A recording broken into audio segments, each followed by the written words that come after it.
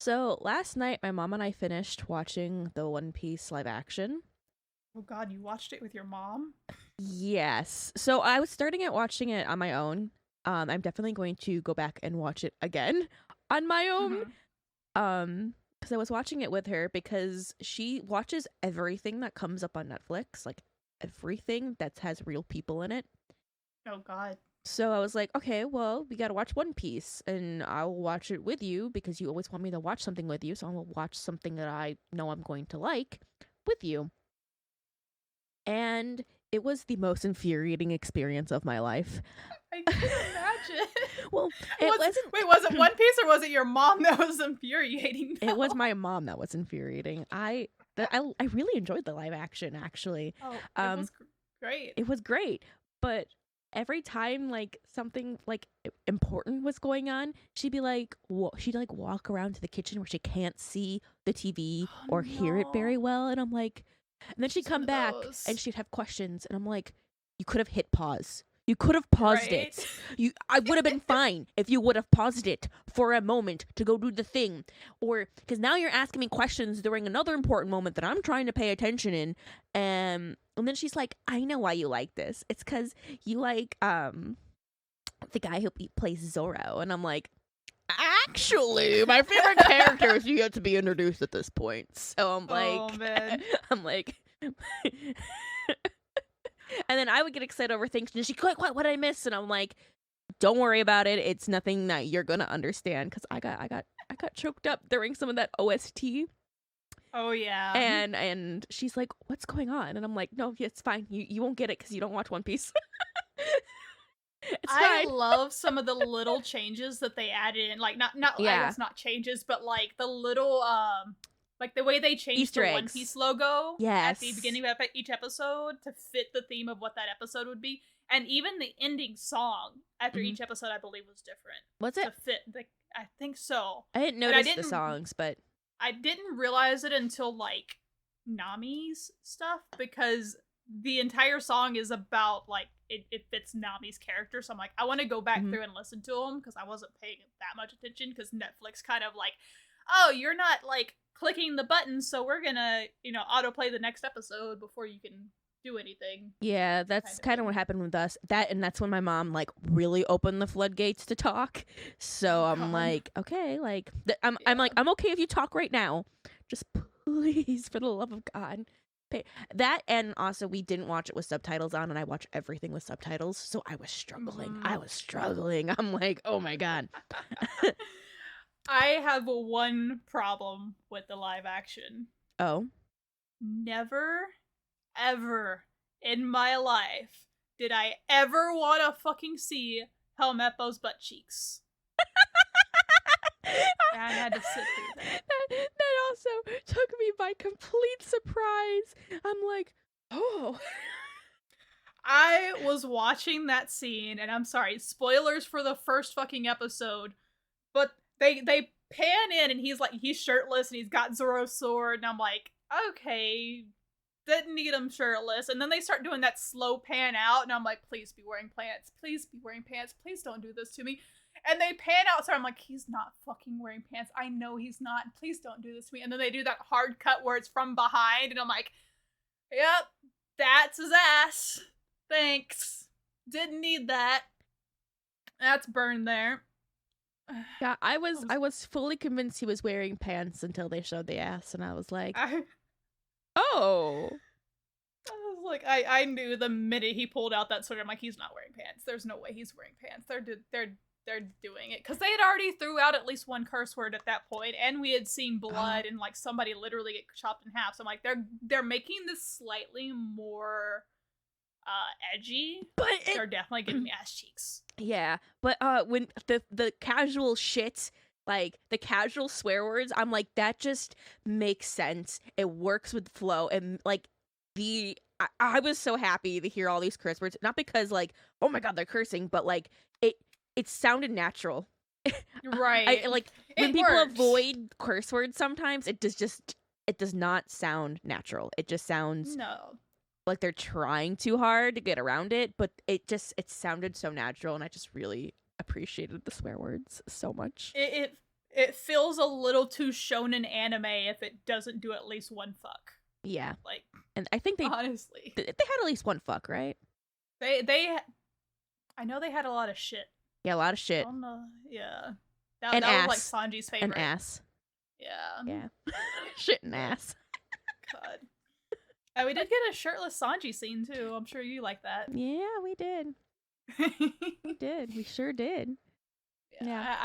I'm excited because I want to see more. I want to see what else they're gonna do. I'm just a little sad that I hate the concept of 8 episodes. At least make it 12. Like, you can do 12. Yeah, I'm hoping that they make the next season longer, just because they're probably gonna do Alabasta, but they have to do the stuff leading up to that too, Yeah. and that will probably be an episode or two.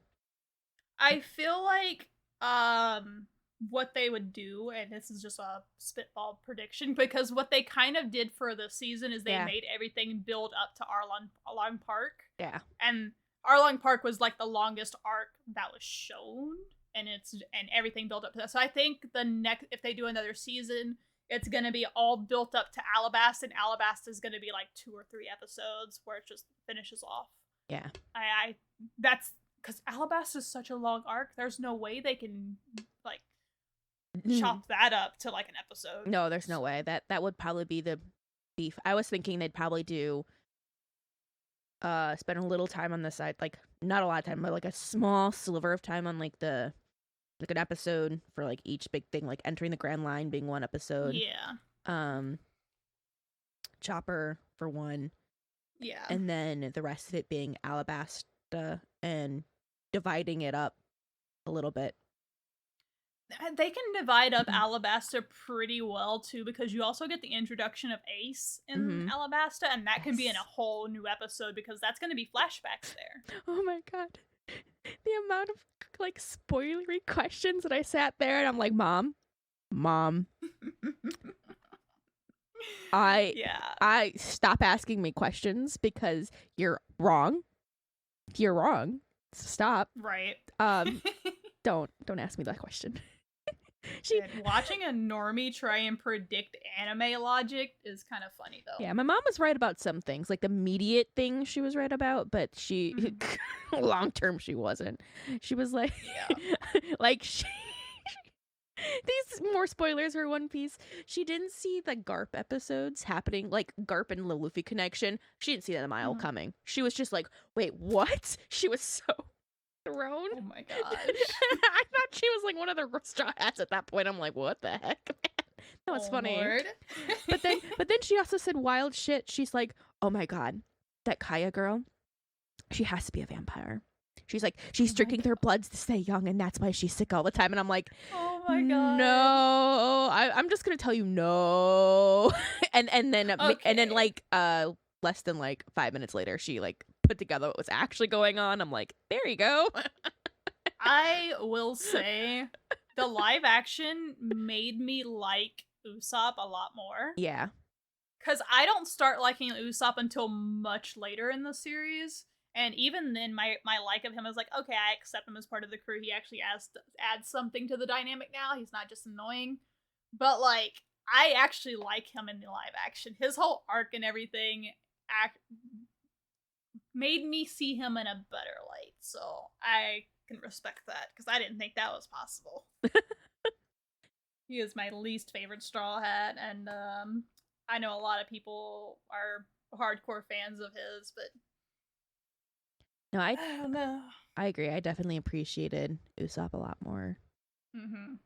The cast did an amazing job with that too. You can tell they all like really enjoyed their roles and played it to the part. Oh yeah, the cast was amazing.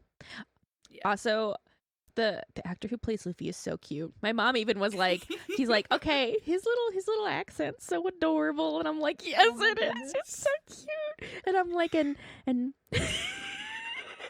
you know what was so funny? I told my mom, I was like, so just let you know. She's like, wow, like this is like, she asked me questions. I'm like, Mom, they're changing stuff. I don't know how stuff is gonna play out. Like, I really don't, because I can't predict what they're gonna do. But I told you, I'm like, that's because the original TV show, Mom, is 1,000 episodes. And she looked at me and she's like, what? And I'm like, yeah. Because she was asking me how long this show was going to be with seasons. And I'm like, well, I don't know. Because it's Netflix and Netflix likes to kill things. But it's the original show is 1,000 episodes. She's like, they did. Oh. It's, I think, End of Our Long is like in the 60s. So they did about 60 something episodes in 8 episodes, right? So yeah, they covered a lot. Yeah, they'll breeze through it if they keep going at that pace. I think it'll be fine. Yeah, I'm not worried about after seeing this. I'm not too worried about pacing because you can tell where they made a lot of changes and liberties, but they didn't. From what I know, because I'm not as far, but from what I could already see, they made it so that way everything will still connect later. Yeah, I mean, really, the only thing they really changed is the things connecting to Arlong Park. Yeah, and everything else was pretty much played in because it was just like, okay, they tied in Buggy to Arlong, they tied in Baratier to Arlong. Yeah, and that was kind of about it. They even did the flashbacks really well. Yeah, they did. I think they confused my mom though. Oh my god! But that's a whole other story. I don't know your mom, but I'm trying to picture your mom's reaction when the small child stabbed himself in the face. Look how strong I am. Oh, she I don't think she was prepared for the violence. Because every time there was violence, like, or I should say, every time there was self-harm violence, she like leaped out of her chair. Like she was prepared for all the other like violence. Like she was like completely but any of the self-harm ones, she was just like, "Har!" Oh, so Nami with the tattoo must have really. Yeah, she really jumped at that one. Yeah. I was prepared for it, and my mom. I mean, I still jumped because I'm like, that looks like it hurts. But my mom was like, what?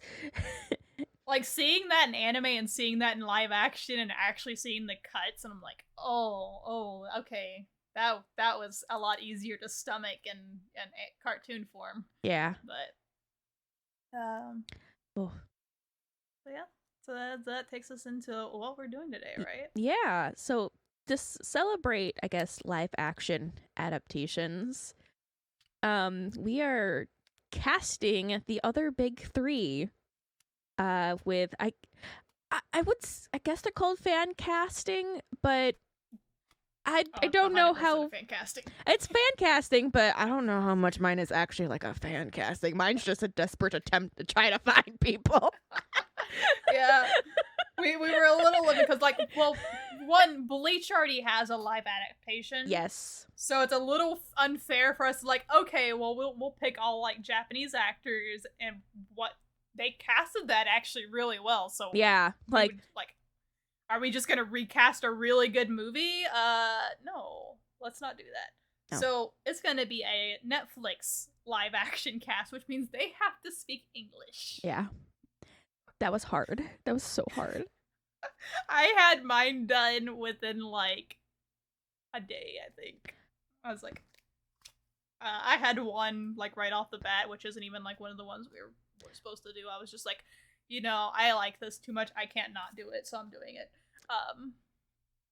But yeah, I struggled. So we're only focusing mostly on the main cast, but I think both of us kind of have some extras to add in there as well. I'm curious if we'll have any overlap. I will be very surprised if we have overlap because I don't watch movies. I don't know actors. A lot of this was Google searching and looking at actors' pictures and being like, A, do I know you? And B, do any of you look like you could play this part? Like, and I struggled. I picked people from like, at least like I know something they've worked on to some degree, so I know like what kind of range they have for acting, because as well like appearance wise. But yeah, there's so many actors and actresses like that aren't gonna be well known that could probably still fill the void, and we just don't know them. So like, this is 100% just like based off of our knowledge. Yes. Also, race might not always be accurate on the Bleach one because that's hard. I tried, but I don't know actors and actresses.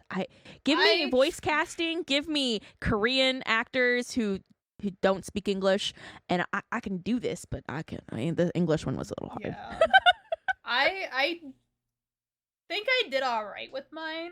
I think most of the people I picked are actually Japanese in ethnicity in some way, aside from some of the ones that really don't need to be.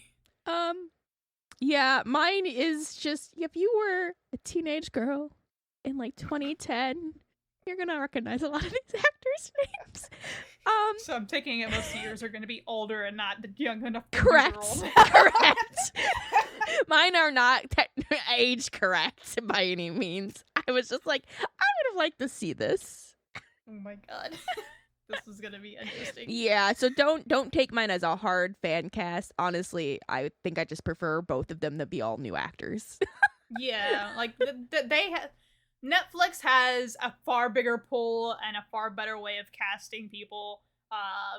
And we are nowhere near like actor and actress like entrepreneurs or No, what would you know what it like. we are not casting directors. Yeah. I do not watch much that is not anime. Yep. I only did well on this because a lot of these people are like action actors or stunts people, and I watch action movies. So, you can just laugh at mine. Don't make fun of me for my picks, but you can laugh at my picks. I can't wait for some of mine to come up. So what are we starting with? We starting with Bleach, or are we gonna start with Naruto? Which one are you more confident with? They're both equally bad. Okay, never mind then. Let's do Naruto, because Naruto's the one I have the least amount for. Oh, okay. Naruto's the one I'm less confident in. Okay, well, let's knock it out then. Yep. All right.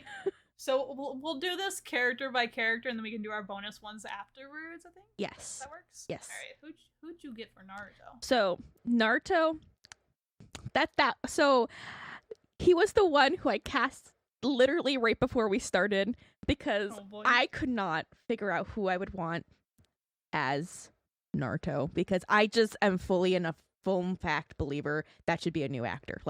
Absolutely. But for the sake of this, I had to find someone, so I did a quick Google search. Oh boy. And I was like, you know what? He looks like he could do it. He's got he has a nice smile, and Naruto I always imagine smiling. I don't know who he is. So this is a great start. But their name is Oaks Fegley. He was in Peach Dragon and Goldfinch and The War with Grandpa. Okay. So I think he could do okay. I don't think he'll be perfect, but I think he works as a name on my list. So fair. He is my he's not my Hail Mary. He is my oh dear God, help me. But he is the last one I cast, and I'm the least sure about. But he I think he could do it. He could do action, and he has a nice. Right. I can see it. I can see it. So my Naruto one, I'm actually pretty confident in. Okay. So for Naruto one, you know, it's Naruto. They're in a mythical land, so I didn't feel obliged to stick to a Japanese actor for him, especially given that half his heritage is not even from the land of fire, because his mom is, I think, from like the land of water. So I was like, yeah, I can cast a little white boy for this. I picked Asher Angel. He plays the child version of Shazam, I believe, in the new Shazam movies. Which is very much a goofy role and kind of very hyperactive, and I think I could see it would work. I could see it. So yeah, very very cute actor. You know, pretty young still, so can still like maybe do a Shippuden Naruto. I think he'd do well for the role. So yeah, that was. Yeah, he got a nice smile, and for me, Naruto's selling point is a smile. Yeah, like you need somebody that can do that kind of carefree, like charming smile that can pull off those cheesy lines of "we have the same eyes." and you've suffered so much, but like you need that. That's literally what he says to like 3 of the villains, and like he says that to Gaara, he says it to Haku, I think he even says it to Pain. Does he say it in the dub or the sub like that? The dub. Oh, okay. I haven't watched the dub episodes of those scenes. I've never watched the sub, so I don't know. But yeah, it's very much like when he's crawling on the ground towards Gaara, he's just like, we have the same eyes. And like, he's like, it's unfair for you to have gone through what you've done. And I'm like, all right. Y'all's eyes are very, very different. You and Gaara look nothing alike, but I understand. Yes, I know him from the Shazam movie. I think he would do decently well. Should we do a Sakura next? Yeah. So, do you want to go first or want me to go first? Oh, you can go ahead and go first. Okay. So, for Sakura, I picked, her name is Mackenzie Foy. Okay. Yeah. I can see that. And how I know her is that she was Renesmee in the Twilight Breaking Dawn movie. Uh-huh. Yeah. But I think she has, like, she has, like, that bright, pretty, face that I think could also really get serious and kick ass. Right.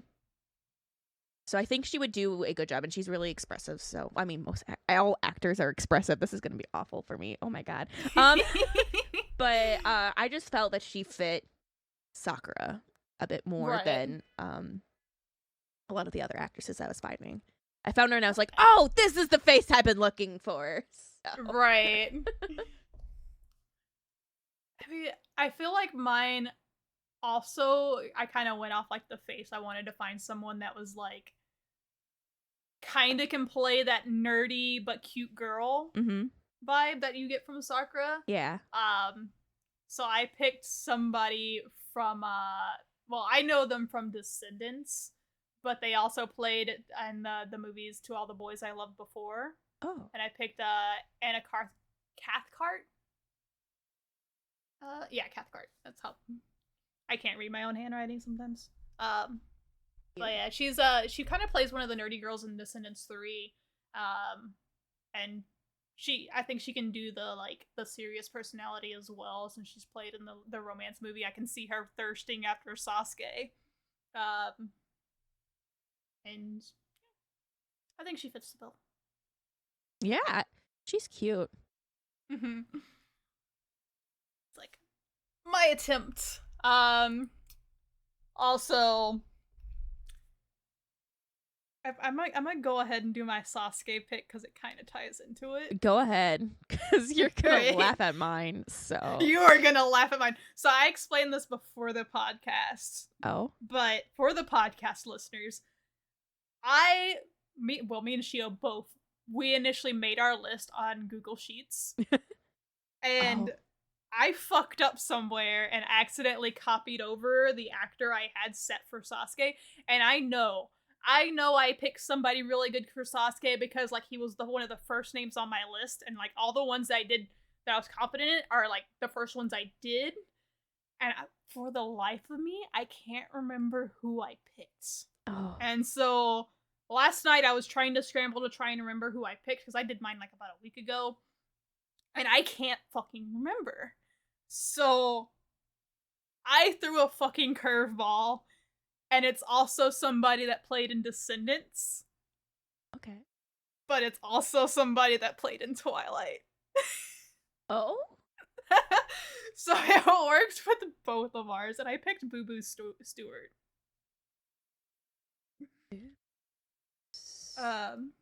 He plays Seth in Twilight. Yeah. Hi. Like, Eastern Asian, so he can kind of fit with like Sasuke, since Sasuke does have a very Japanese name. Can't really cast a white actor for that one. That sounds like Shio did though. But I was like, it would be cute because they both played in Descendants, and just seeing her character thirst after Jafar's kid be kind of cute as well. So I was actually really surprised to see how old he was, though. I didn't realize he was in his 30s. He does not look like he's in his 30s. He's not 30 yet. Is he not? He's close. He's close.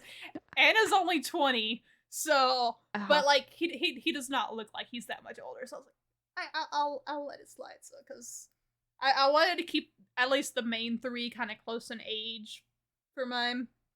I did have like a backup I thought of as we were like preparing for the podcast, but I don't know if it works. So I don't know if I'm gonna.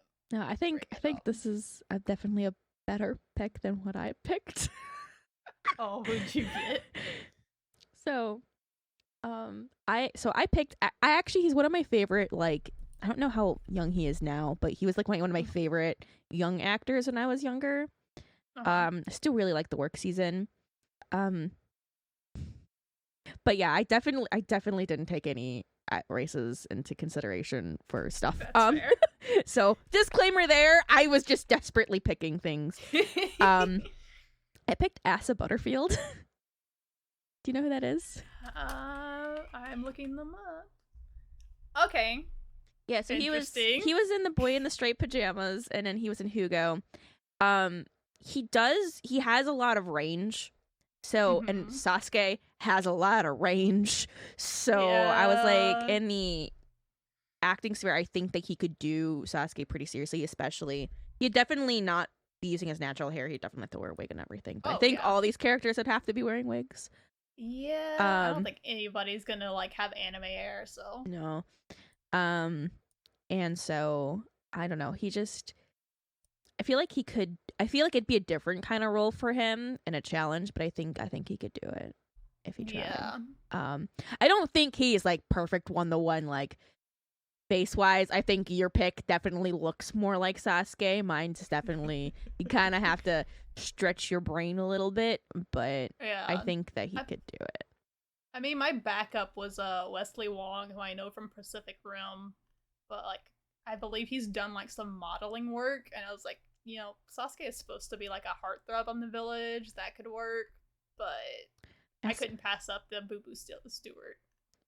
Yeah, that's a good. I've never heard of this man until now, so I feel like that's gonna be a going thing. It's going to be 100% going thing because I pick people who you're tired of hearing about. Yeah. Right. So I think you should go first because you're gonna hit me with my Kakashi pick. So you go first. Oh boy, you might actually really like my Kakashi pick too because you're probably more familiar with this one. Because this was one I picked and I had to actually look to see if they could speak English, and they are actually fluent in English. Okay. Yeah. Kento Yamazaki for Kakashi. Oh wait, he sounds familiar. Yeah, he's been in quite a few Japanese movies. He was in Death Note. He was in Orange, the live action. Alice in Borderlands, the Kingdom movies. Oh, he was in the new Death Note. Not the Netflix one. No. Okay. So he's I think. I think from what I've seen, because I have seen the Orange live action, I have seen at least the first Kingdom movie. I didn't know there were 3 of them. I learned that when I looked him up. But I mean, he can play the badass pretty well, and he's enough of a pretty boy that I think most of the Kakashi fangirls would be okay with. So. Yeah, I could see that. Yeah, I could. That'd be a fun role for him. Mm-hmm. What are you throwing at us? No, he's just got a nice face, and if you cover What are you throwing at us, Shio? You're gonna hate me. I mean, I'm not a Kakashi fangirl, so I don't. Oh no, you're gonna hate me. So I was looking at I took one look at their face, and then so what I've been doing for Kakashi, I'm covering angles of their face and not looking at their hair, but covering. I'm like, you know what? that would be pretty hot, just seeing like that certain part of their face and Oh my playing God. that role and everything. And I picked the teen heartthrob of our time, Zac Efron. This will be the end of our podcast for the day. Thank y'all for joining. This is not the High School Musical episode that I planned, so No, but he's a good actor bye. outside of like all of that, like all of his new stuff. Like he just gets better as an actor. I only know him for musical roles. No, he doesn't really. I know he does more, but I think the only things I've ever seen him are High School Musical, The Greatest Showman, and then wasn't he in Baywatch? I don't know if he was in Baywatch. He was also in like The Lucky One and Neighbors, and he was in Baywatch. Yeah, he was in Baywatch. I was about to say, I'm Googling. I'm pretty sure he was in Baywatch Along the Rock. Sorry, I scrolled past that, but that's no, all I've ever seen of it. he has good other stuff too. I promise. But like, I don't mean like that. I think he could do. Because he could play off Kakashi's not serious moments and do his serious moments, and I think it'd be a challenging role for him, but it'd be a very interesting role. I think it'd be okay. I'm trying to picture like Zac Efron with a half mask, reading porno mags in front of children, and I don't like it. So reading his erotic fan fiction in front of the children while he dodges their attacks. Yeah. So. Oh no. Yeah, but I think he could do it. I think his face could do it.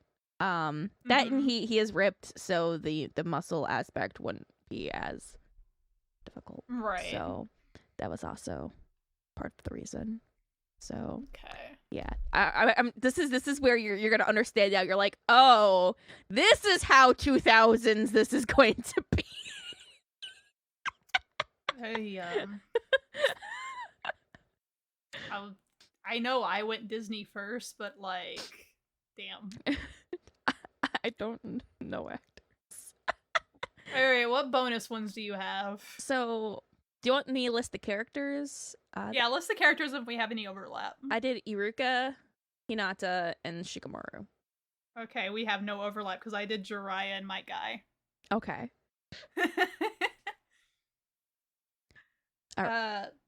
So I'll do my Jiraiya pick just because I think it's funny, and then I'll let you do yours. Okay. So, picture it. Jiraiya. Jack Black. Oh my god. Yeah, you can see it, right? Yes, I can. God, that'd be so much. That'd be so much. He would be so in character, especially if you've seen the newest Super Mario and how much he got into character for Bowser. Oh yeah. If you've seen any of his films, you know he's gonna play the seriousness and the goofiness of Jiraiya so fucking well, and he's gonna enjoy every fucking moment of it. Can we sign him now? Netflix, if you do this, we won't take arguments on this. Jack Black only, please. Thank you. What you got? I'm curious about your Hinata pick. My Hinata pick. So, mind you, I not keep track of people's ages and all of this. Mm-hmm. So I picked Georgie Henley. Okay. I know her mostly because she played Lucy in Narnia. Yeah. But I just kind of felt like she had a very Hinata feel. Like she had the really big, bright eyes with an innocent kind of looking face, but also an innocent enough looking face that could definitely kick your ass. So, does Hinata ever actually kick ass? I thought she did. I can only remember 2 fights with Hinata, and one of them she's getting her ass handed to her by her cousin, and the other one she's being thrown around like a rag doll by Pain. Does she get other fights? I mean, she's alive, so she had to win some fights. I think she just got saved. I'm not gonna dive too deep into Naruto because it's not my least favorite, but it's my like Yeah. it's the one that I've tried not to visit a whole lot. Fair. I'm just Series. like I'm trying to think. I'm like, I mean, most I remember her is just like her devotion to Naruto and being like cute and innocent and watching him all the time from behind trees. Yes, but but more so like when she does have her fights, even if she's not really winning the fights, like she does look pretty like serious and kick ass in them. Yeah. So. Okay. Actually, kind of like the idea only because like so she's from the Narnia books, The Lion, the Witch, and the Wardrobe. Mm-hmm. Yes. And in the pain fight, she uses the twin lion fist. A full circle. Not deliberate, but it works. What about Iruka? Iruka. So I picked his name is Devin Werkheiser. He played like Ned in Ned's Declassified Survival Tips, but if you look at him now, you're like, oh yeah, he could definitely like him older, like current age, he could definitely play a good Iruka. He looks like someone who you want to take advice from and have as your mentor. So you're like, I think he would play a good Iruka. Okay, spitballing this out of nowhere, this was not planned, but it's because you brought up Ned's Declassified. What was the name of the dorky kid with the bowl cut? Was it Coconut Head? Yes, Coconut Head. Coconut Head for Rock Lee. Sold. That'd be good. You don't gotta sell me on that.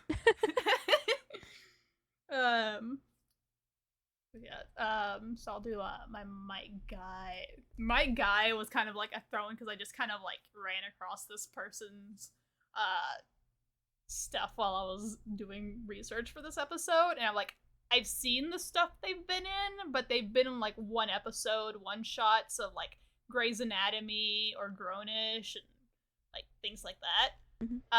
His name is Rick Kumazawa.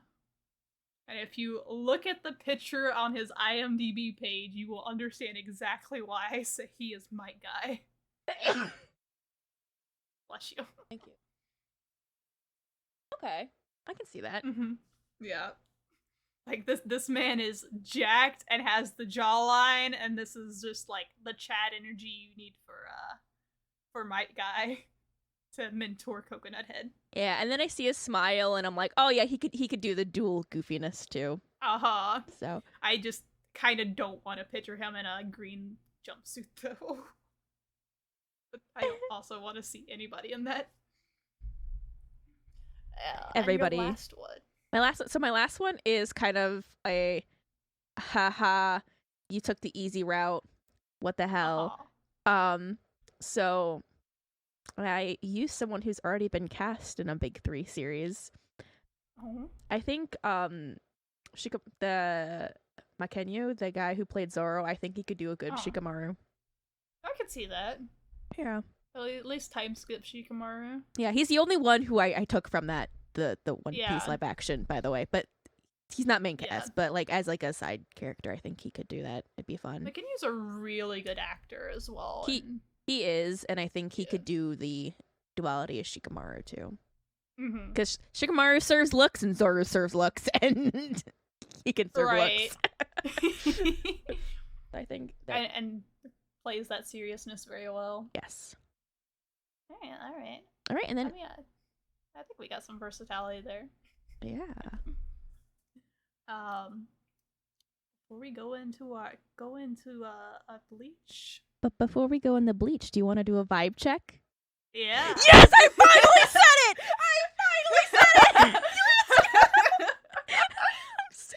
I always beat you to it, and I was like, wait.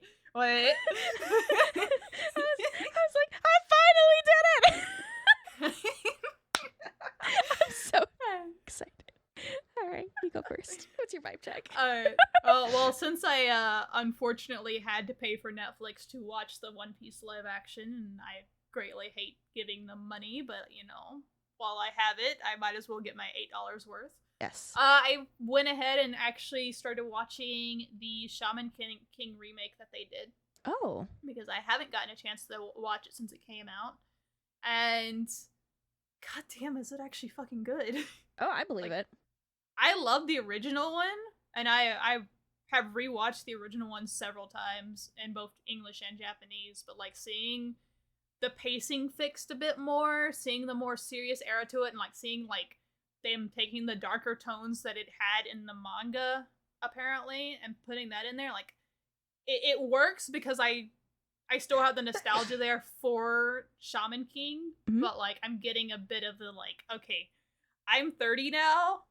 This is 30-year-old me, Shaman King. Yeah. This is no longer 12-year-old me, Shaman King. Bless you. Thank you. Allergy season, sorry.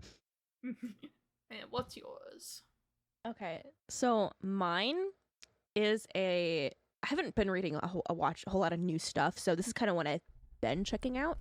So this is a current Shonen Jump manga that's starting to kind of gain a little traction, even though it's very new still.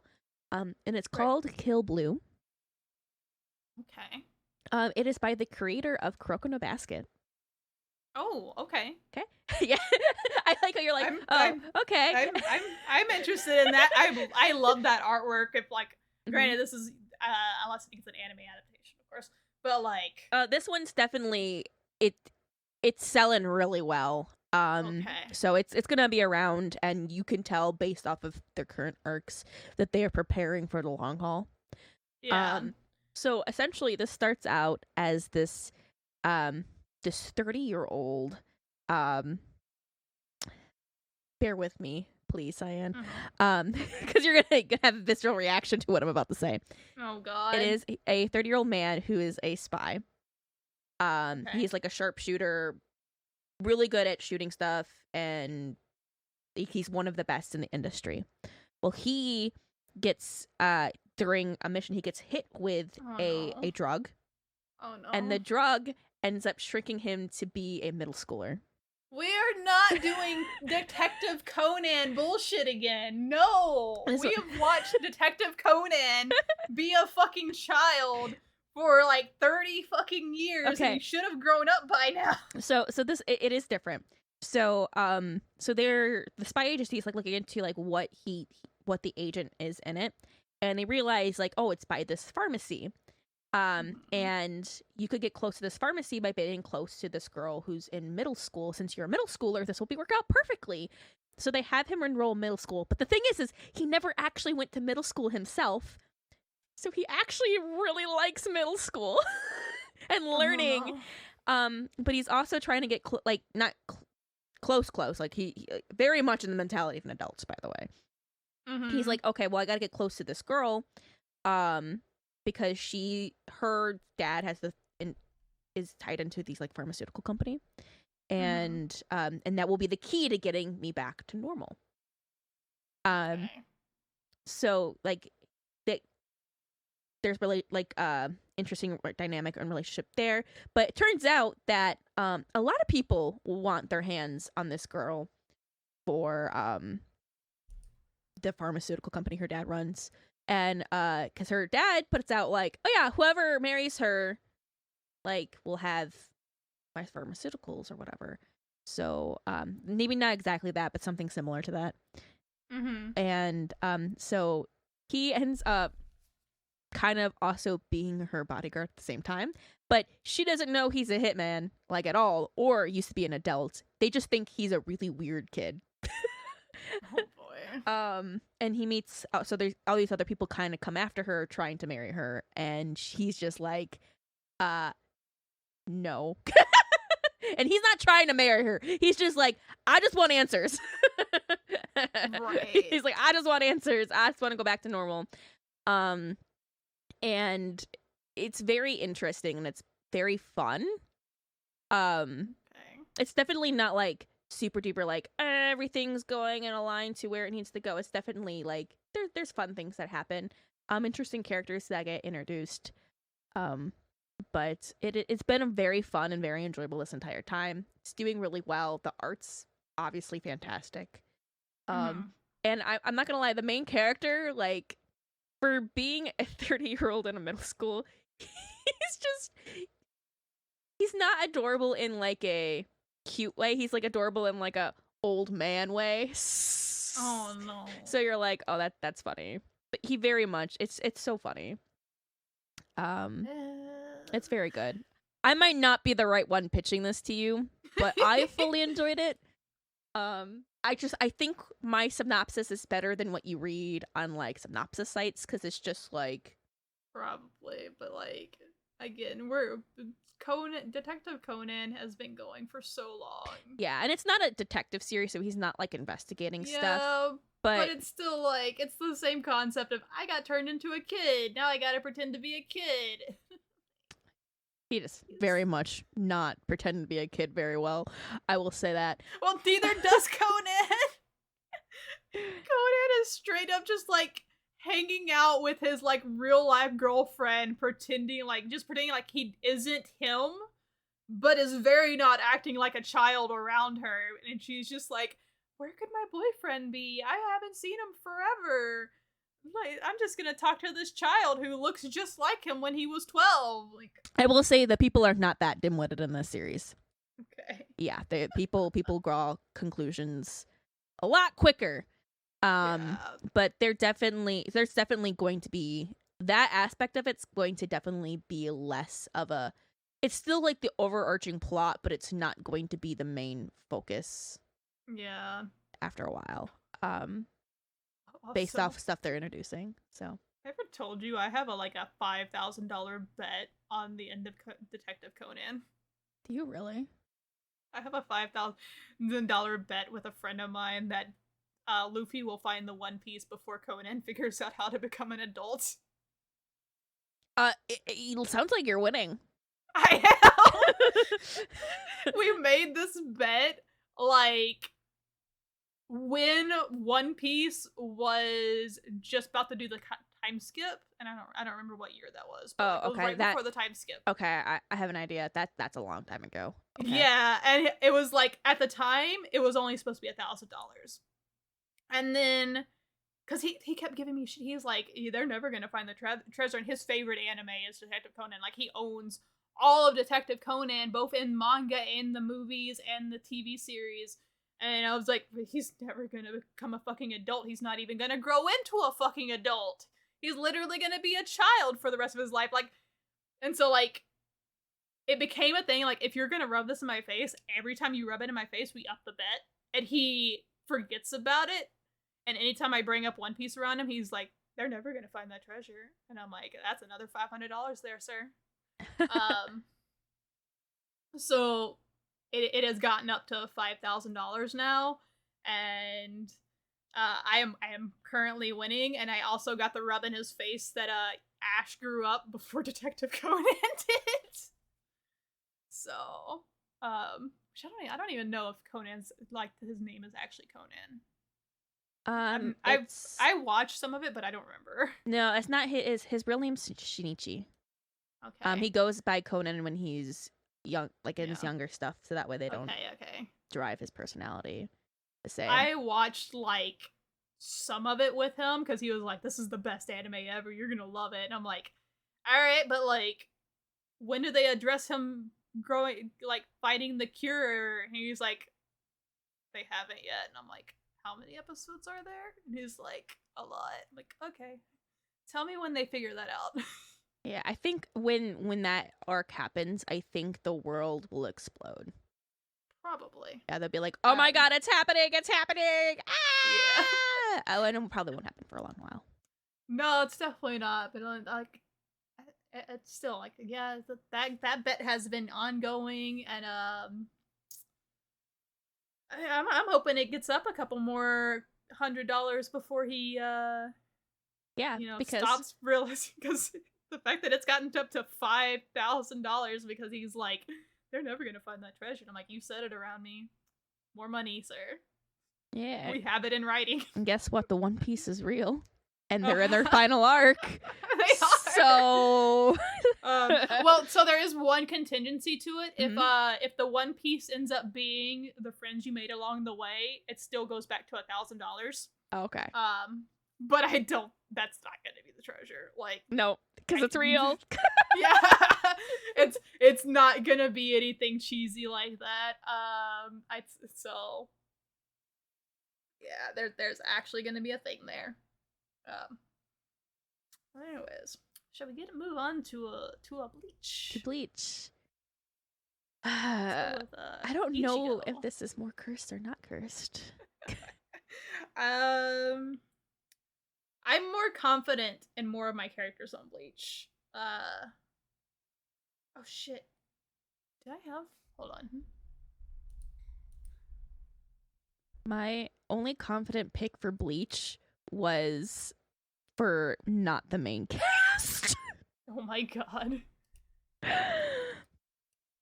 And it was because if they can't play them again, then this person I think I'd be happy with it again. I mean with instead. Fair. But yeah. We'll get there though. I have one maybe because like I looked up to see if they speak English and it said they did. But I don't know how fluent they are. But yeah.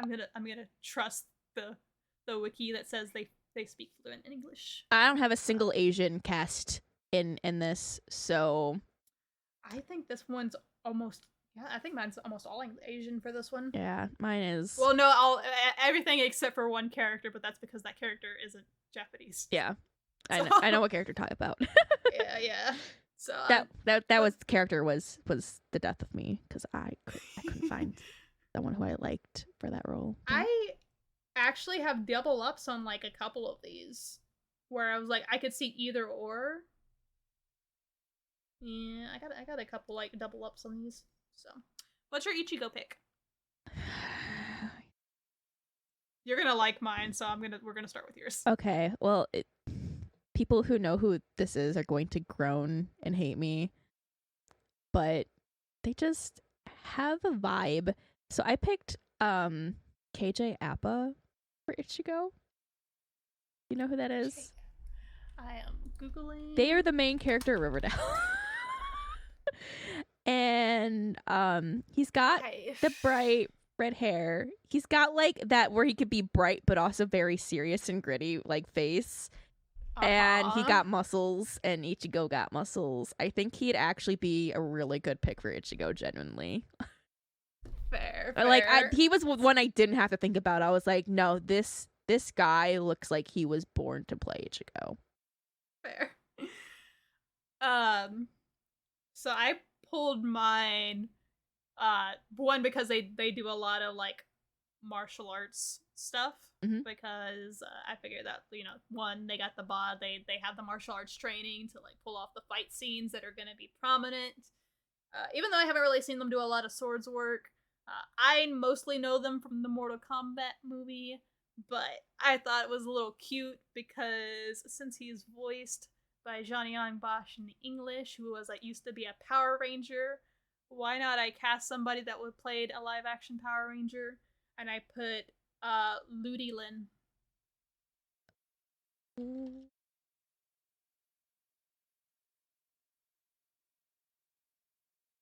Or Luddy Lin, I'm not sure how to pronounce it. Oh, okay. Yeah. That'd be nice. Yeah, I was like, I'm gonna play off the Johnny Young Bosch side of things and like pick a Power Ranger to play the Power Ranger. Honestly, my first instinct was to say I just wanted to be Johnny Young Bosch in an orange wig. Is honestly what I want. I would pay a lot of money to still see that in theater. I mean, he might do it. He would. He would do it. He would do it. And I'd be like, I'm going to suspend the disbelief that this man is 15 because I am here for this. Right. Yeah. But I was like, I like that because like he has done a lot of martial arts movies, and he's got the body, he's got the training for it. So, and since Ichigo being the main character is going to have a lot of high impact like fighting scenes, having somebody that they don't have to train from scratch will be useful. Which I think is why they picked Makinyu for Zoro. Yeah, that was a good pick. Yeah. Because of all of the Straw Hats, his fights are always the most flashy when it comes to like actual martial arts, because the swordsmanship and everything. So Sanji does his kicks, but his kicks are like kind of exaggerated extremely. So, and same with Luffy's like fighting style. So. I think all of their fighting styles are pretty. Oh, well, I guess Usopp's was not as exaggerated as I thought they were going to take it. I was like, dang. I mean, appreciative. So. Yeah, I like that they played on his like acting skills still. Like I was worried they were gonna kind of like get rid of the joke aspect of his fight and make it super serious. And I'm glad that they kept with like, no, he actually pretended to die with the ketchup, and then actually just came up and like, yeah, fuck you. Yeah. Oh god, the way it looked so believable too. I'm like, damn. Yeah. If I didn't already know, my mom actually believed that he died. Like he was like, oh my god, and I was like, no, like no, just wait, just wait. Rip. This is One Piece. Straw hats don't die. Right. Yeah, I mean, main characters in shonens don't die. It's always side and supporting characters that die. So, all good shonens have at least one supporting character that ends up dying. Yes. So. Wait. I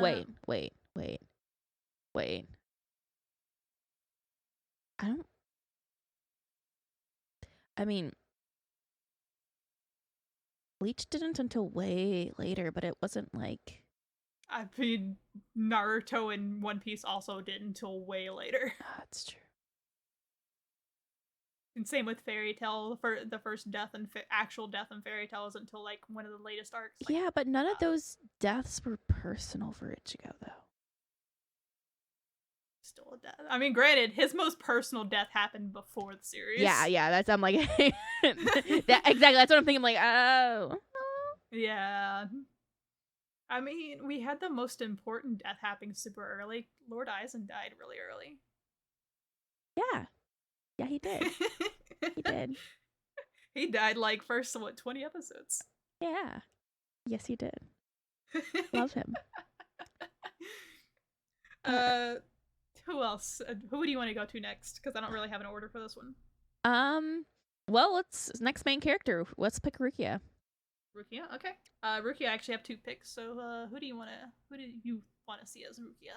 Rukia, I actually really struggled with because Rukia, I'm like super duper picky with. So what I did is I kind of. So spoiler alert. One of my picks, characters that I did extra was Byakuya, and I'm not gonna say who it is yet, but I wanted, because I had a hard time with Rukia. I'm like, okay, well, based off of my Byakuya pick, who would I pick for Rukia? Okay. So I picked Anna Sophia Robb. Okay. Yeah, definitely would have to do like dye and a wig and everything, or her hair. Right. But, I think she could. I don't know. To me, she just kind of looked like, I struggled, girl. Man, I struggled. I was going through pictures of girls for hours. I was like, I can't.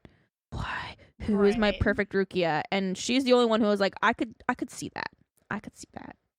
Right. So I was struggling. Okay. I don't know where you got your pool of people from, but I'm like, why didn't any of them show up in my Google searches? Because I watch so many action and martial arts films. Like I think 2 of my picks in here are from like the 47 Ronin movie. And it's just like, I thought about it and I was like, oh yeah, I went through some like martial arts stuff and I was like, okay, I know this. And I just kind of went with like things I was familiar with. So Rukia, I went 2 different ways with her. Yeah. Because I didn't know which would be the better way to go. Because like she kind of does a 180 like halfway through the series where, cause like the beginning she's like powerless and she's kind of just like that joking mature character to like keep Ichigo kind of in line. Yeah. And then the other half of it, she ends up becoming like this complete kind of badass because she gets her power back. Spoilers, but she does eventually get her powers back after giving them to Ichigo. So for like the more I guess fighter side of things, I picked, and I'm sorry if I'm gonna butcher this name, Ana Akana, and this was a Blade of the 47 Ronin. She's done a few like action flicks. She's also done like some like romance stuff. And, like, Oh, I could see that. stuff. I could see that. Yeah. So I think she would do really good for the fighter side of thing. But if I wanted to play more on like the mature, like reasonable side of her, what's still kind of keeping that kind of joking feel to her, I would go Yuho Yamashita. I know her from The Forest, which is like a kind of a horror movie, but like she's done a variety of different works. So I think because also she normally has like the short hair whenever I see her, and like that short hair is just like that screams Rukia when I look at her. And I'm like, it does scream Rukia. Yeah. So those were my two for her. Where if I had to pick, I would pick one of those. Both of them phenomenal actresses, and I think they would enjoy it as well. But like, I kind of lean a little more to the Anna side because, like, being able to already fight and play in like superheroes, just because I think she was also in Ant-Man. Yeah, she's listed as in Ant-Man, but like, I don't remember much of Ant-Man to say for sure who she played. That's fair. All right. Who next? Next I have on my list is Orihime. Okay. That's another one I had two for. I had two for the girls because the girls were the hardest for me. The girls were the hardest for me, but that's why I only have one. Because I'm like, I found one and I couldn't. I'm like, that works, and then I was like, scroll a little bit longer, see if I found anyone better, and I'm like, I give up. Right. Fair.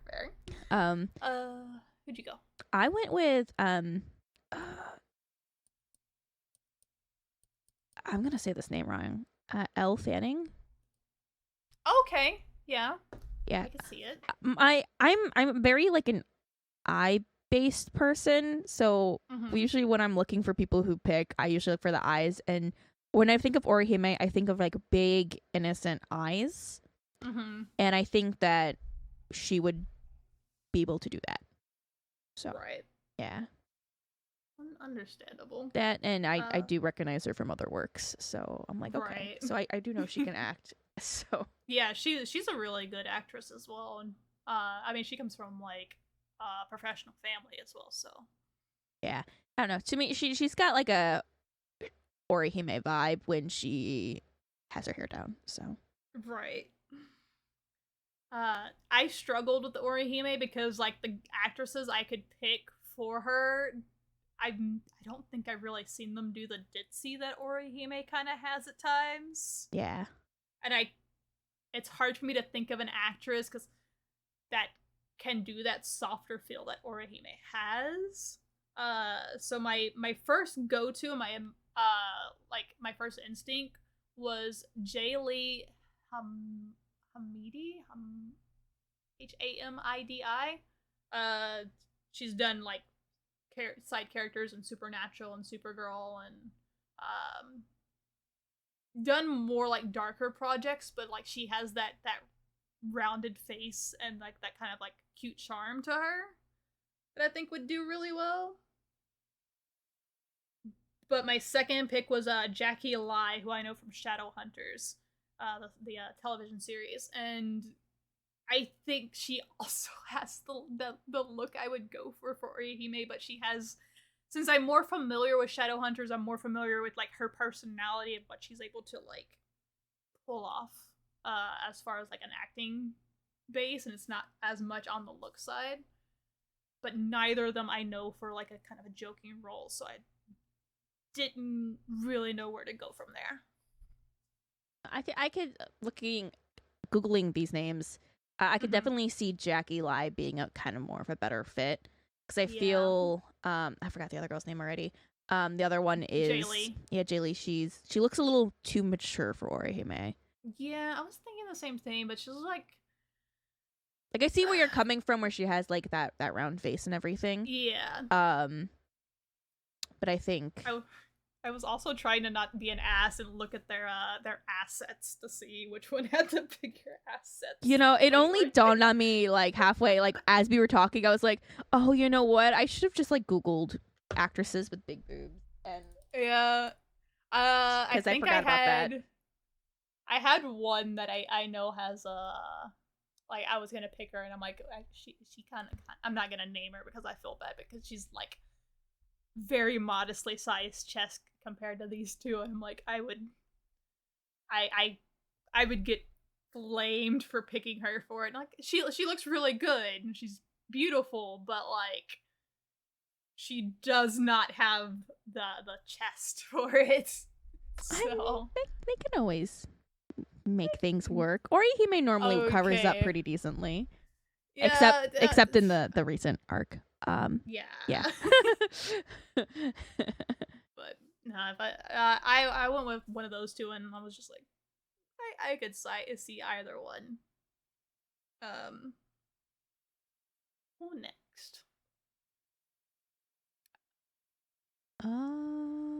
Next person I have is Chad. Chad. Okay. Chad was kind of an easy one for me. Oh, he was my like dark horse. I'm like, Chad, I swear to God, because I would find people, I'm like, you would work, but none of them I was like happy with. I was like, I need like a younger Jason Momoa somewhere, please. My God, where are you?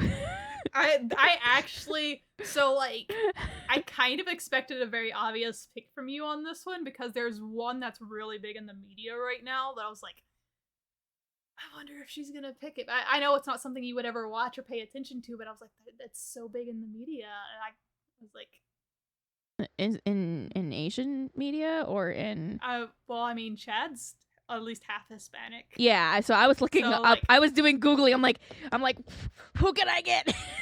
Yeah, I went Hispanic with mine. Yeah, so I did I was like, too. Yeah. So who'd you get? I literally have no idea who this person is, but he's the only person whose image I felt fit Chad the most of what I could find via Google. And that was Diego Tinoco. Okay. I do not know who he is at all.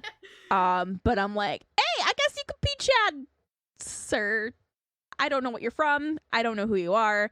I've literally been searching and searching and searching. I just made sure you were a legitimate actor before I picked you. Right. Fair. So I can see it look wise. For sure. I didn't go as like bulky as they make Chad look in the series because like I went bulky. I'm like, I want someone who's bulky but also has like that like I would like jawline. I need someone who can at least, even with makeup, be able to pull off that jaw. I went more for someone who I knew could play like a more serious role because he's very much a stoic character, and then I still wanted somebody that's like, I know they're jacked. Like they might not be bulky, but they're jacked. The obvious pick for this, I feel like, and I didn't see it, but I was just like, what I thought you were gonna get. I don't know particularly how to say their name, because it's I believe a Aztec name, Solo Maria Duena, and it's that's the person that's playing Blue Beetle right now. Blue Beetle, what? Yeah, the Blue Beetle movie that recently aired. Oh, I don't know anything about that. That's why I was like, I don't think you would know, but like he's gonna be the one that comes up when you first pick up like. Oh, yes, him. He should be Chad. Yeah. He should be Chad. That is the look I've been looking for. Thank you. That is what I've been looking for. Why Google, why you not give me this man? Why? My backup for that one was Michael Garza. He's only kind of done like small background roles. He's like been in like The Hunger Games and a bunch of horror movies. But he also since he's played in horror movies, definitely can play like a more serious character. But yeah, I think Solo would be better. Okay. And I'm sorry if I'm mispronouncing that. I know that like the X in Aztec names is generally like an S or an SH sound.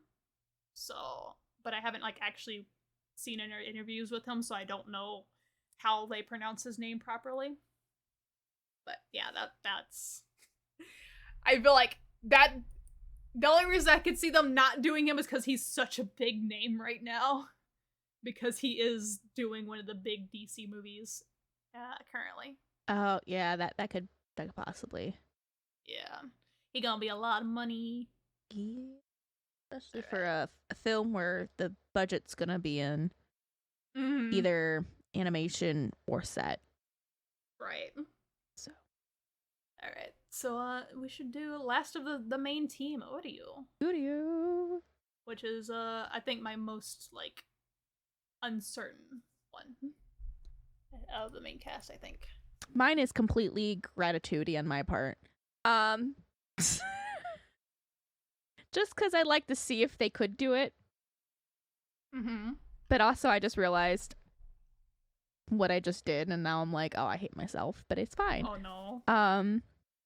So I put I put Cole Sprouse. I actually preferred Zac Efron and Naruto. I put Cole Sprouse just because he can surprise you. So I'm like, I think he could do it. He plays nerdy characters before. He is also a huge fucking anime nerd. Yeah, I think he could play Udu pretty well. So okay. That, and he can do like the dark, like brooding, but he can also do the intellectual. So he can kind of definitely put that together for Udu. We would definitely need some costume designer help though. Right. But I think it could work. Like I said, I told you this is very a 2000s list. If you don't like that pick, get prepared for my next 3 picks because you're going to literally hate me. But one of them I do not apologize for. Bye. So for Uryu, I went very straight on looks. I picked a Japanese actor that I'm familiar with, but like I don't know if he could play the role or play that character, but I know he looks the part. At least in my eyes, he does. And it's Hiro Muzishima. He played Sebastian in the Black Butler live action. What was the last name again? Mizushima.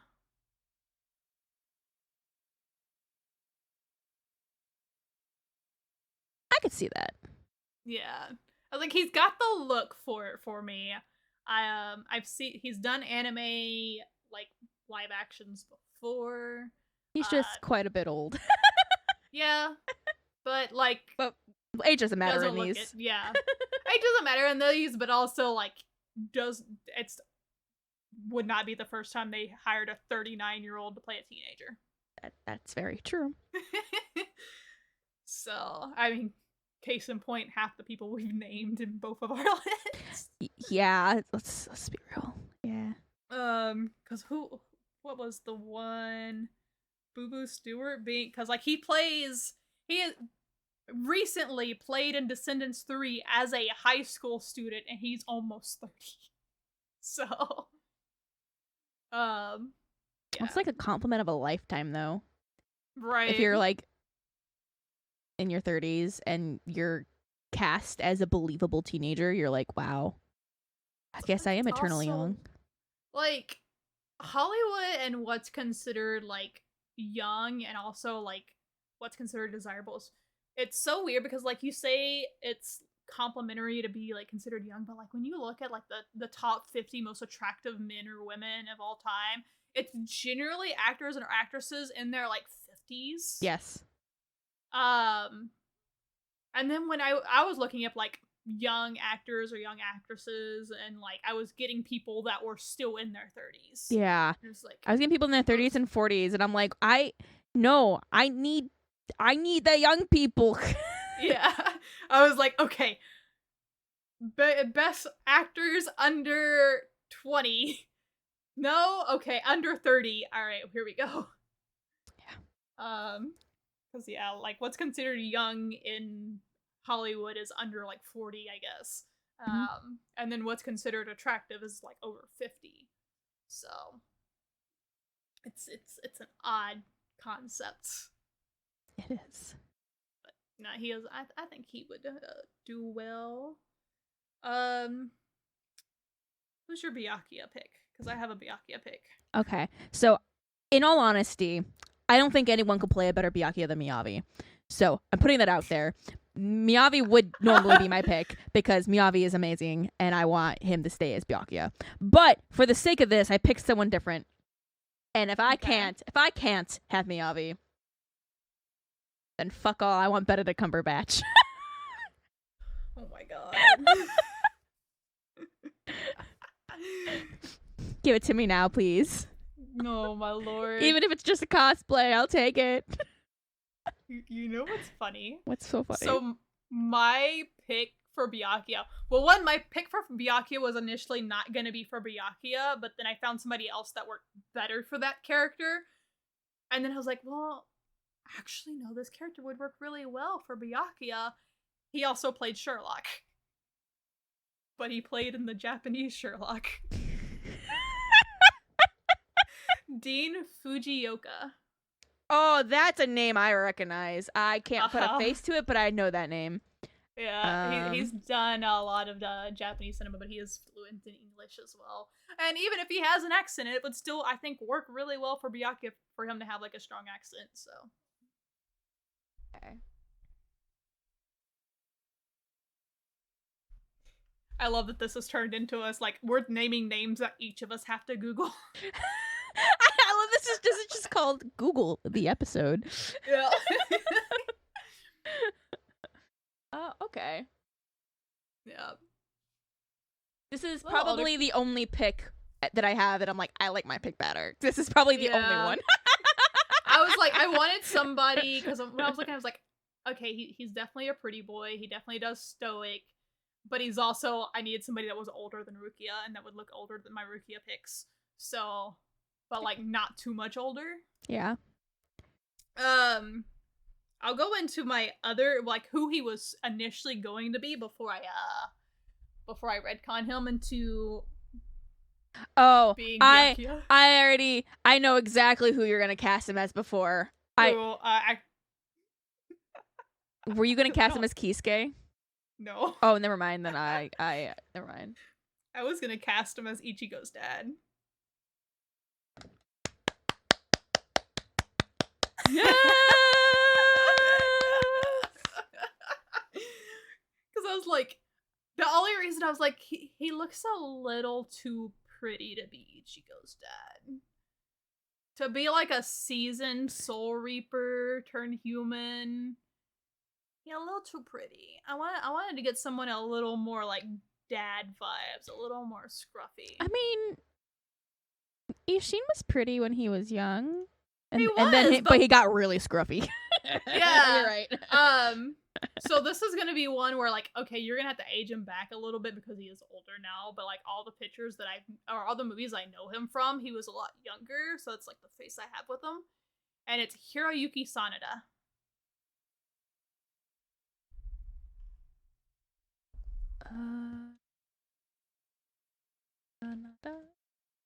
Oh, of course you didn't type, you screwy. But yeah, he's played in the 47 Ronin, in The Last Samurai, John Wick Chapter 4, Mortal Kombat, Rush Hour 3. Like he's done a lot of like action-based movies. So he knows his way around a sword and his way around martial arts. He is just a bit up there in age now because he is 62. But I mean, that works. I mean, Ishin's how old? So old? Yeah. Yeah. I mean, yeah, Ishin's like a couple hundred years old, probably. But yeah, so like, I think he worked better than Dean for Ichigo's dad, just because like more dad energy. Yeah. So. I was going to cast Ichigo's dad, and then I did not cast Ichigo's dad. No. So, who I did cast though is I did cast Kisuke, and this is gonna be another pick that you're gonna groan and want to click Oh, end no. recording.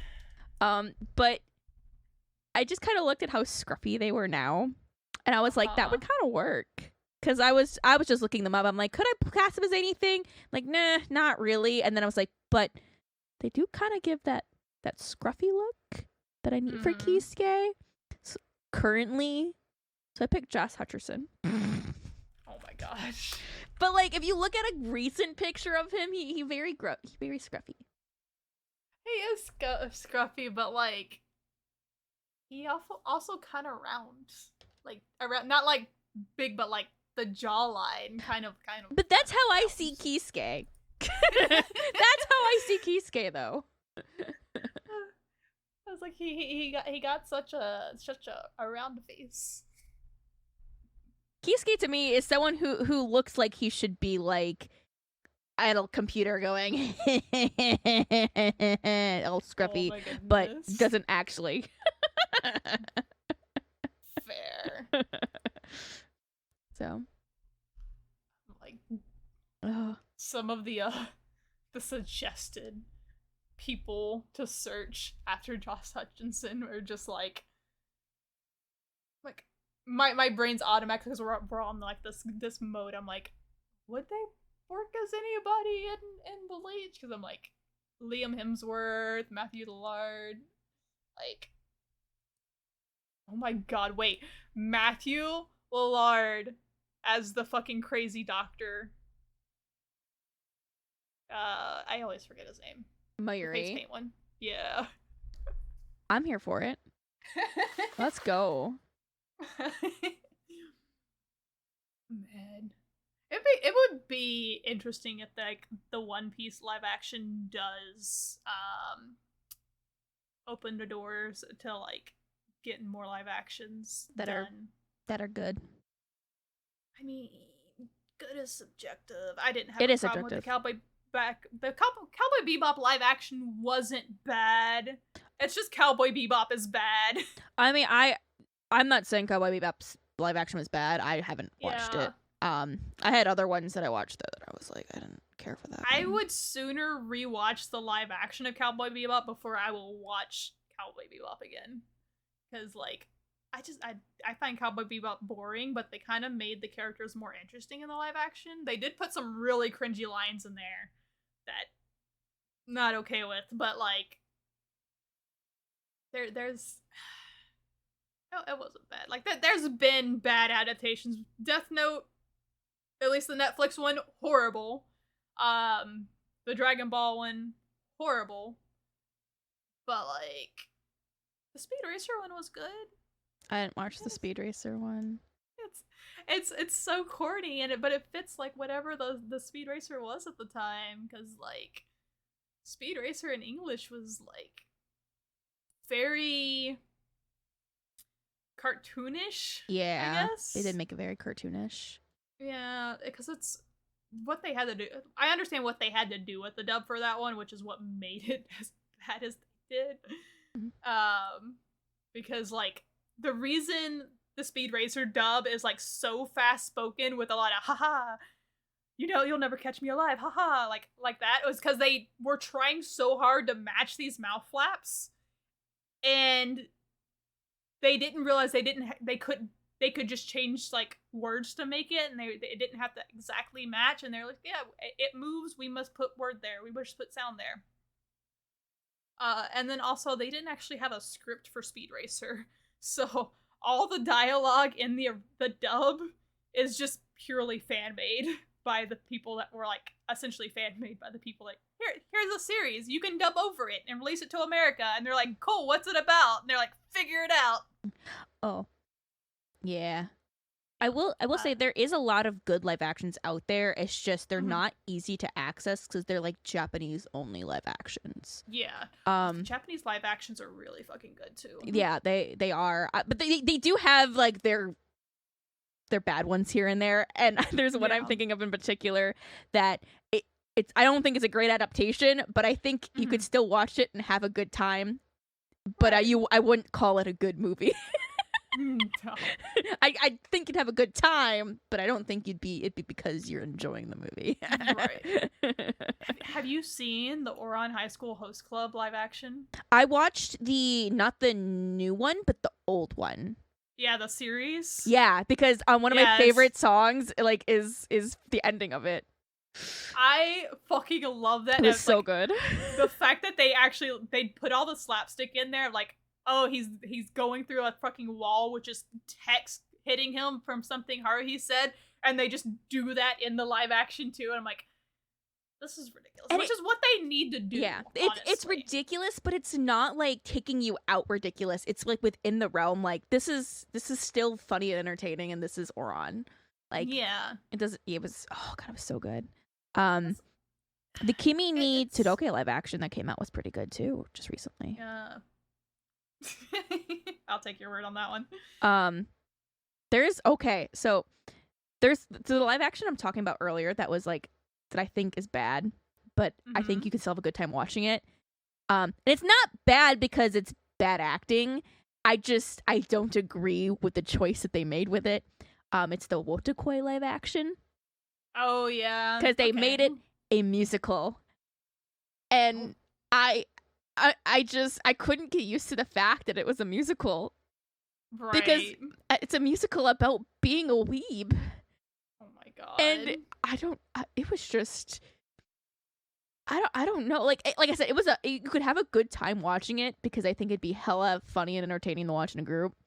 But when you're watching it by yourself, you're like, what the hell am I watching? Right. This is not the Wotakoi I know.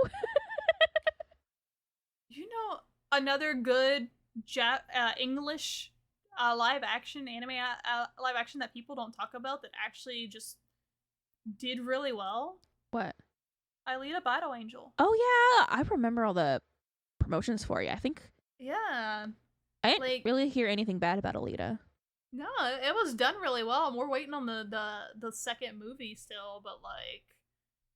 Yeah, they did well enough to get a second movie. Yeah, and the only problem anybody ever had, they're like, well, they made her eyes all anime, and I'm like, well, she's not actually human, so they can get away with it. So yeah, but yeah, they did it really well.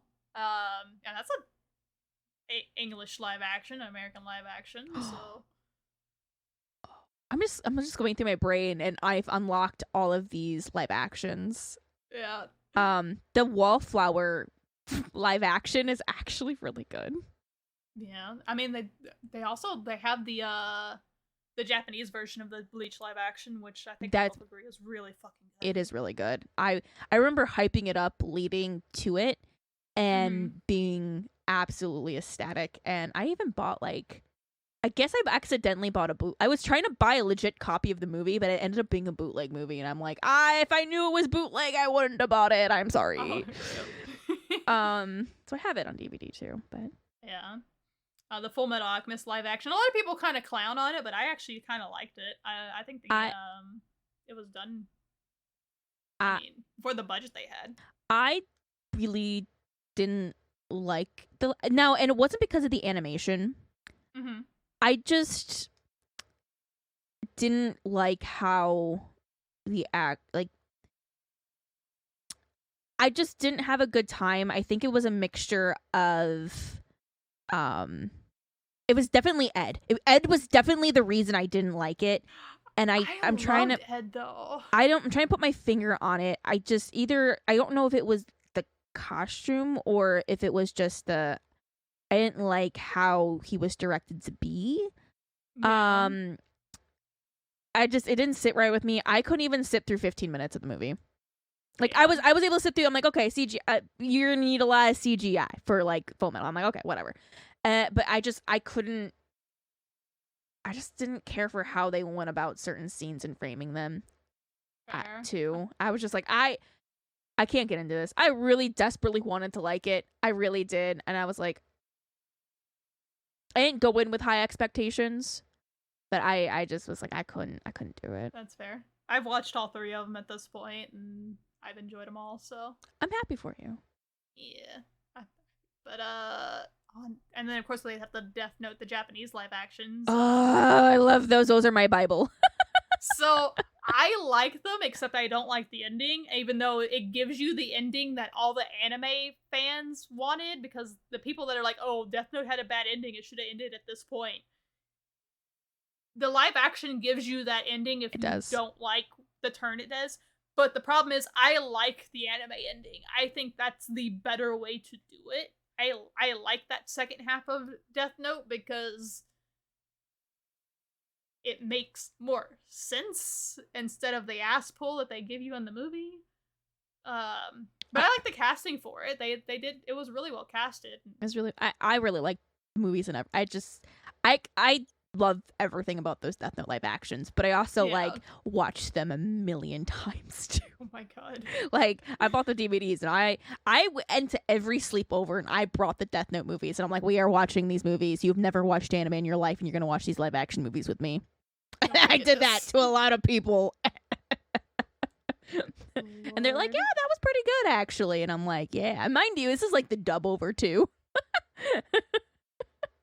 They're actually making which I don't know if you know of this series at all, but they're making a Knights of the Zodiac live action this year. Okay. The Saint Seiya series. That will definitely be interesting. Yeah, like I've watched the cartoon. I'm gonna get flamed. The anime of it, and I've been a fan of it for years. And they made a very cringy Netflix CGI one that was horrible. But I saw the trailer for it like recently, like right before the One Piece live action aired, and I was like, "Wait, they're actually doing this? This isn't a fever dream. This is actually happening." So, ooh. There was a live action I also watched recently. I watched it it was really interesting because Sojo Beat was having a watch party using a streaming platform, Viki, where we could all watch. It was called My Love Mix Up because they're releasing the drama for it. I'm sorry, the manga for it. So I was watching the live action and it was so cute and well done, and I really liked it. I think I need to watch more, but I think the live action dramas work really well in like the BL scenarios. yeah. Not because like they can do BL stuff. No, it's just like I think they just work really well. Right. On that note, I think a lot of like just romance in general does really well in a live action setting. We get a lot of those in Japan, because like even Nana has a live action adaptation that was really fucking good. Yeah. I know especially in the last like year, so while there's been that Sojo anime drought that's ended. Everything was getting live action dramas. Even Blue Spring Ride is getting a live action coming up soon. Yeah, I saw that. I was like kind of curious. We'll see how it goes. Yeah. So I'm hoping that turns out good. So, because I saw that, I immediately thought of you. I'm like, Cyan! I don't think either of us are fans of this, but apparently there's like Gintama live action that did really well. Oh, I remember yeah, everyone who's went to go see it was like, it is very good if you like Gintama. Yeah. If you are not a fan of Gintama and you go see that movie, you might not like it. But if you like Gintama, you will go to that movie and you will like that movie. Yeah. That's what I've been told. Part of me, part of me does want to get into Gintama. I know I'm not gonna like be the hugest fan because it's a lot of parody. But the thing that always makes it even worse is that like the first 200 episodes is filler. Like they don't actually get to canon for like 200 episodes. Yeah, it's a lot of, from what I've heard. I've read a little bit of Volume 1. And mind you, I don't remember any of it. I just remember being like, oh, I would like more story and plot, and then turning to someone and they laughed at me and they're like, you want story and plot with Gintama this early on? And I'm like, yes. And they're like, well, have fun. It'll be a while. And I'm like, what do you mean? Right. But then again, I say that, but to a lesser scale, Reborn kind of did the same thing though. So. Fair, yeah. On a lesser scale, a much lesser scale. You know, wait, has this come out already? This is gonna be. It's already out. Wait, I thought it was coming out this year. It's something that you haven't watched that you should watch, but it's the Yu Yu Hakusho live action. Oh yeah. I thought that was coming out this year, but the IMDb says 2020, and I'm like, I'm still seeing people post that they're waiting. Is it maybe for a sequel movie? Maybe. No. Oh, okay. No, it's a different one. That's the IMDb for the stage play, I think. Oh, okay. Okay. Yeah. The Netflix live action is still scheduled for this year. We still don't have a date, but we have 2023. It's September, guys. We need a date. We need a date. Speaking of stage plays, live action stage plays are really good too. Oh yeah. Yeah, they're very fun. I think I've only watched like 2 or 3, but I really, really enjoyed the ones I've watched. Right. And wait. Is this only going to be 3 episodes? Rest in pieces. The Yu Yu Hakusho is only going to be 3 episodes because the main character is only credited for 3 episodes. Well then, that is rest in peace to Yu Yu Hakusho fans. We'll see. I don't know. May there be more seasons. Or maybe they just haven't updated it or whatever. Well, there's also the acting and writer strike too. I don't know if it's a JP work. If it's a JP work, that's not going to affect it. No. But if it's a NA work, then that might be part of the reason why we don't have a update. It's possible. I do like that, like, One Piece was literally like, yeah, fuck the writer strike, we're still releasing it.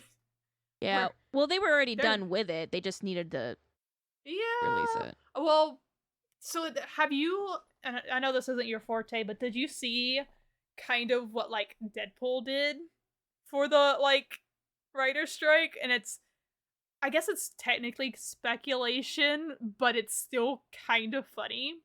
Oh, what they do? I've seen a few things here and there that people have done, but I haven't seen what that Deadpool did. Yeah, so Deadpool, right as the writer's strike started, they released leaked photos from the set showing Deadpool with Wolverine in the, like, yellow suit that everyone wants to see Wolverine in. Like, people have been begging to see the yellow suit Wolverine, and Wolverine and Deadpool in a movie together, and then they released those photos as a quote-unquote leak, and then they're like, yeah, it'll come out when the writer strike's done. So they gave people, like, the entire fandom a reason to give a shit about the strike, because if the strike doesn't settle, they don't get what they wanted. Yeah. It's so funny that they did that. Like, kind of brilliant. Man, I'm just laughing. I do know that the writer's strike will affect the One Piece live action now. Like, there won't be a season 2 until it's over. Right. So. Well, I think Deadpool's basically done. I think they're done filming it. It's just, like, they're not releasing it until in solidarity for the writer's strike, if I'm correct on that. Yeah. I might be pulling that out of my ass, but that is what I've heard. Yeah, I think One Piece probably couldn't be stopped because of its tie to JP. Probably not. So that to me, that's my reasoning as to why they would still release it. It's too hinged on, like, its recency, because the longer things sit for stuff like that, the more people are gonna nitpick the trailers, and the more the heat for it's gonna, like, build up against it instead of for it. Yeah. Because even with, like, the first trailer, you had your naysayers the first day it dropped, but the more time passed, more people were bitching about, like, little bitty things that they noticed because they kept watching the trailer over and over again, and they would see the post of somebody out of context screenshot, like, oh, this looks bad, Luffy's wearing shoes, how dare. And, like, that stuff would blow up, and the negativity blew up, and then they released the full trailer, and then they all shut up for a bit. So, like, if they were to let that sit, it would have just downward spiraled more and more. There's also I will say I've been very lucky and I haven't seen a lot of that negativity on my timeline, but also I haven't, it's been drowned out by other things, so it's fine. Yeah. I mean, I've watched a lot of, I like to watch the breakdowns for the trailers. Okay. And I watch so many of my favorite YouTubers react to the trailers and like deconstruct them, because every now and then you'd get somebody to notice something that somebody else didn't notice or that I didn't notice, and I get to see their reaction to it, because so few people, and I was actually really surprised with how few people actually picked up on this. In the very first scene of the second trailer, you see Dragon. Like, Dragon is there because they show the execution of Gold Roger, and you see Dragon in the crowd. So few people pointed that out on their reaction to the trailer, and I found one person that did, and I was like, how is so many people that cover One Piece content not seeing this? And then I would go to the comments to see if anybody would bring it up, and then I would see the people doing the negative stuff and people arguing and stuff. Who's Dragon? Where are you at? I'm at the end. I just started Thriller Bark.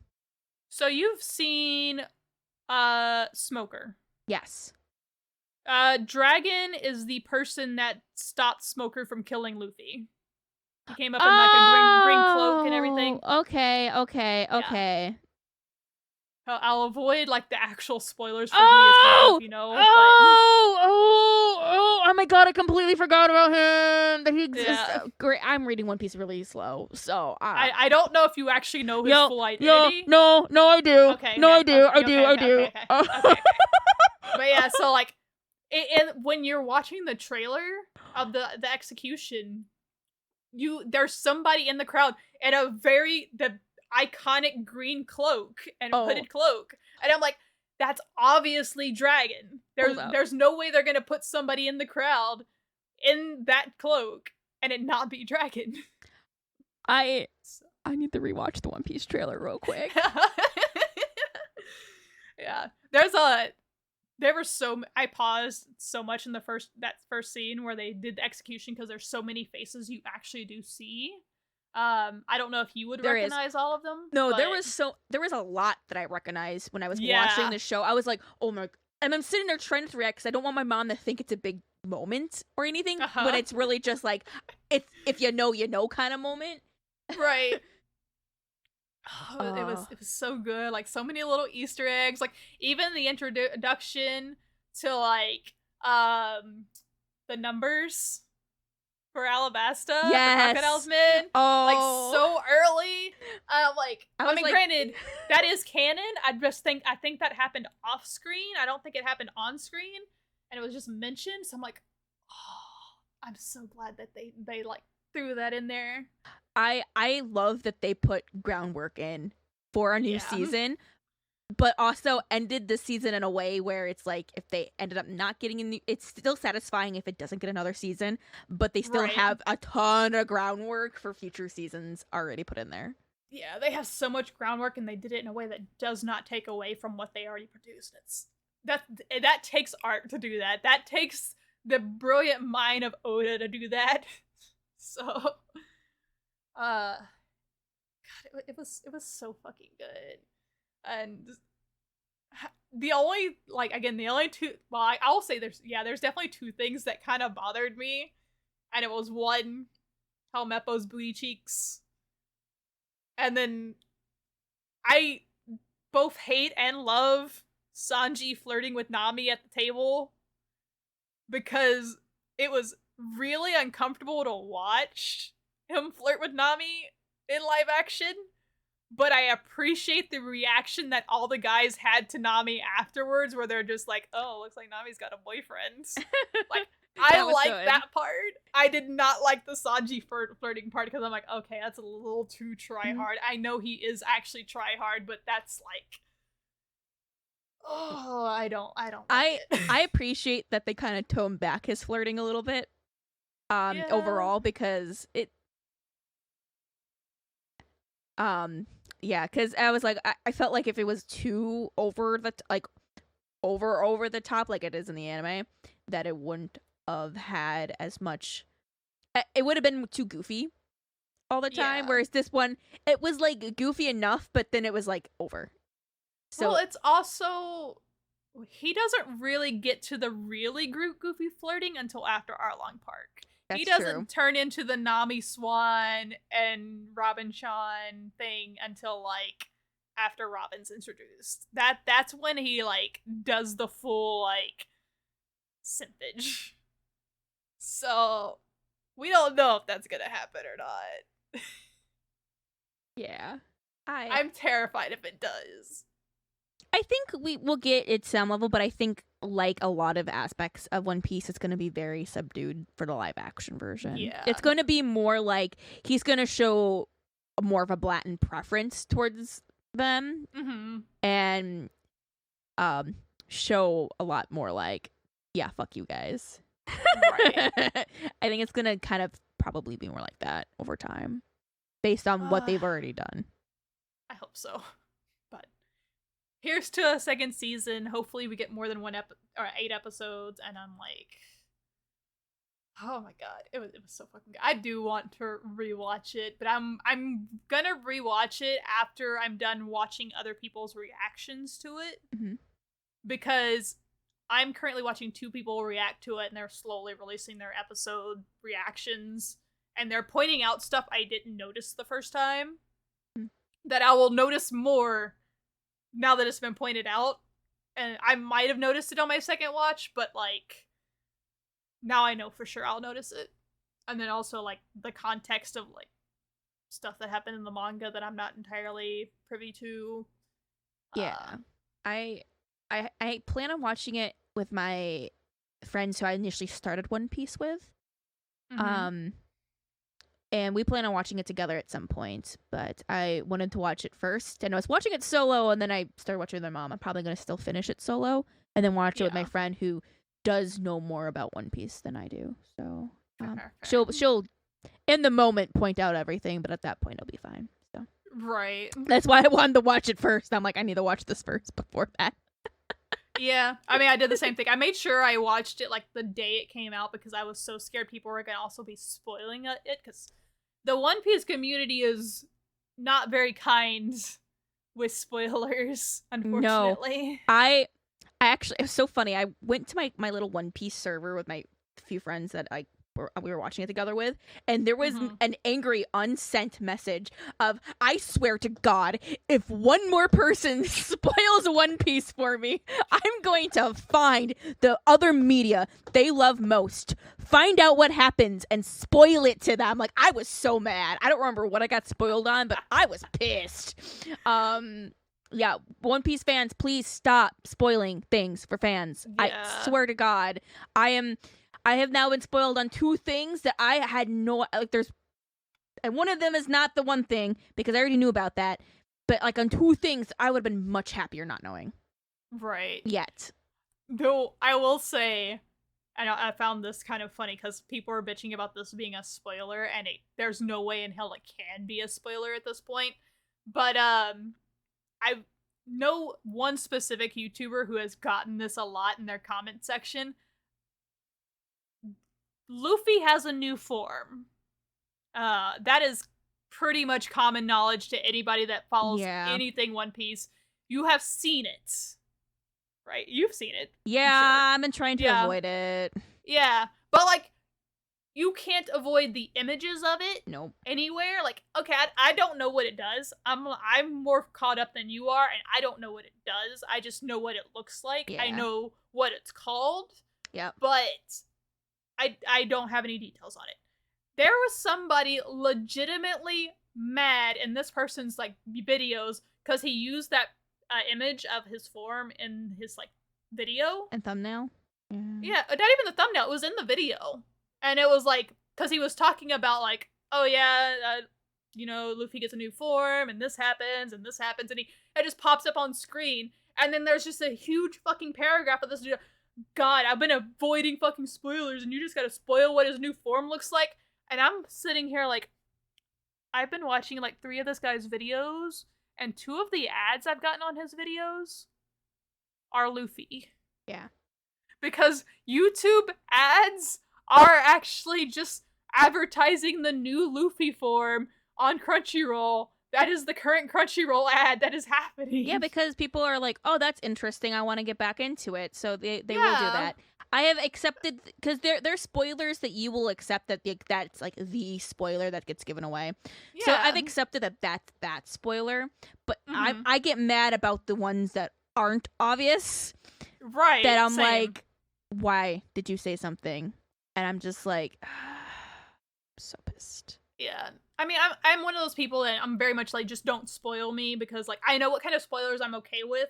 I watch a Naruto content creator who spoils so much of Boruto for me, but he doesn't spoil the stuff that like I care about, because I'm being told stuff that's happening currently in the anime, and I'm so far behind, and I'm like, okay, I want to know how we get from here to there, because that's a fucking jump, and I'm curious. So like stuff like that I don't mind, but the fact that I don't know, like, I'll just say, and this is not going to be a spoiler, there's a character that is shown in episode 1, never shown again until a later episode. I know what he does at one point. I don't know why he does it. I don't know how it's handled.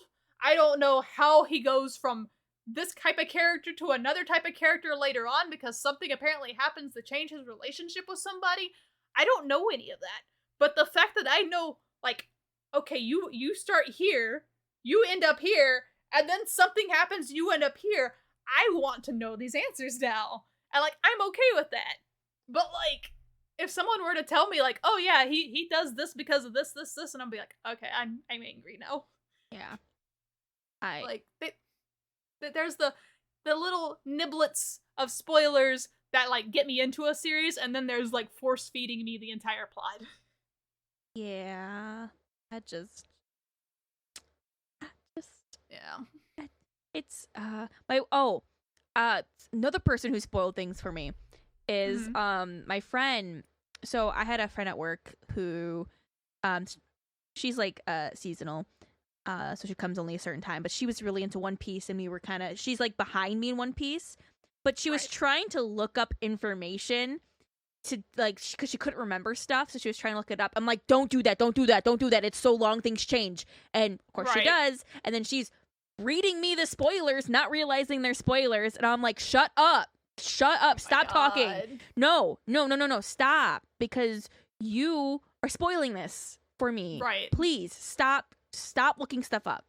Stop. Yeah. Please, I'm begging you. So, if you don't know the answer, you just don't know the answer. That's fine. Yeah. I'm okay with you not knowing. Like, I'd rather you not know than me be spoiled. Thank you.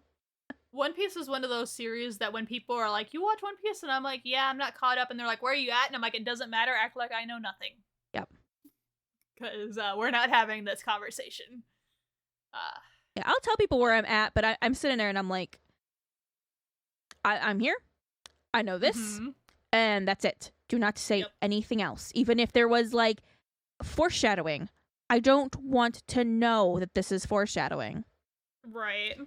Do not tell me this is foreshadowing, because now I know that this little detail is important, and I think it's more fun to find out later that these details are important. That is by far the most enjoyable thing about going back and rewatching something, is finding out those little details are important. And it's more fun if you are not pointed out those little details.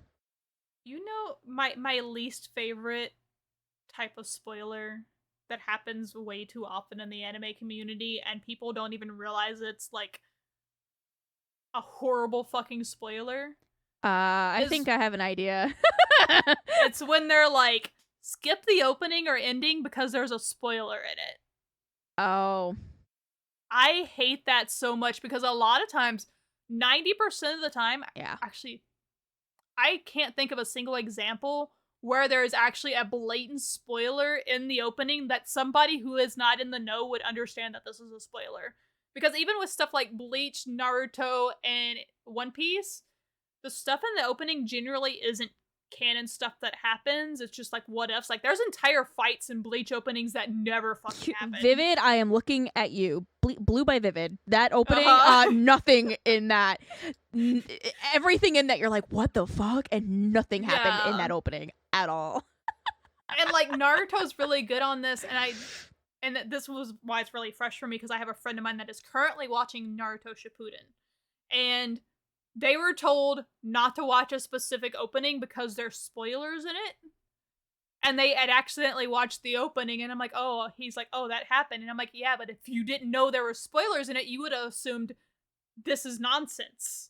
Because every opening before then has been just like really cool looking scenes of like things happening. But now that you're like, oh, I know this actually happened, so this is actually spoilers because this makes sense that it would happen. And I'm like, I fucking hate people. People did that with Fruits Basket too. Fuck that shit, man. Don't fucking tell people not to watch a certain opening and ending because it's spoilers. They don't know. Watch it. It's more fun for them to find out the connection later, and being like, oh, and you're like, yeah. People don't watch the last opening for Fruits Basket because it's a spoiler that Kisa farts yellow puffs. Okay, that was you mixed the opening and the ending together. Is it the ending? No, the farts purple as the opening, and then the I guess what people would call the spoilers are in the ending. I was making a joke. Oh, I fucked up your joke. I'm so sorry. I'm sorry. I was just like, wait, no, Kisa farting puffs is in the opening. I know. I'm sorry. That went over my head. But no, I was just like, I hate that stuff so much because it's like, as someone that likes to watch the opening and endings, especially if they're really fucking good, like, please don't tell me it's a spoiler because I don't fucking know. I'm a dumbass. Yeah, what I like to do, especially in like these long form stuff, and I did this with Reborn, but it made me want to watch the series more. And same thing happened with One Piece. It's part of the reason that's keeping me going. Is you see these little teasers and you know that like there's stuff in it that's like true, and you're like, I want to get to that point. I want to know what the heck is happening in this point to know, because obviously you're not showing canonical stuff all the time, so you're like, I don't know what's real and what's not. I want to get to that point so I know what the context is that we're in this scenario where this stuff like this could be mixing up. That's one of the big motivators I had when I was watching Reborn, and that's been one of the big motivators for me in One Piece. It's also openings a lot of the time, especially for longer running shows, are an easy way to tell what characters are going to be relevant, and that's not a spoiler. It's more of like, pay attention. I really love this character, and this character is going to show up again in this arc. That's great. Because, like, I have a lot of favorite characters in Naruto. They don't show up in every fucking arc. But I watched the opening, and I'm like, oh, thank God, we're going to get more time with this character, please. Like, just don't spoil shit, guys. Just please stop being idiots. Yeah, and you never know, like that thing that you think is a spoiler. And I'm not going to use any series as an example, but let's say you're watching any series, and a character dies, but they show up in openings later. The person is not, if they're watching through all the openings after they all aired, they're not going to realize that happens because that character appears in openings later. Right. Usually because of whatever, flashbacks or whatever. But people aren't going to know that. Exactly. Yeah.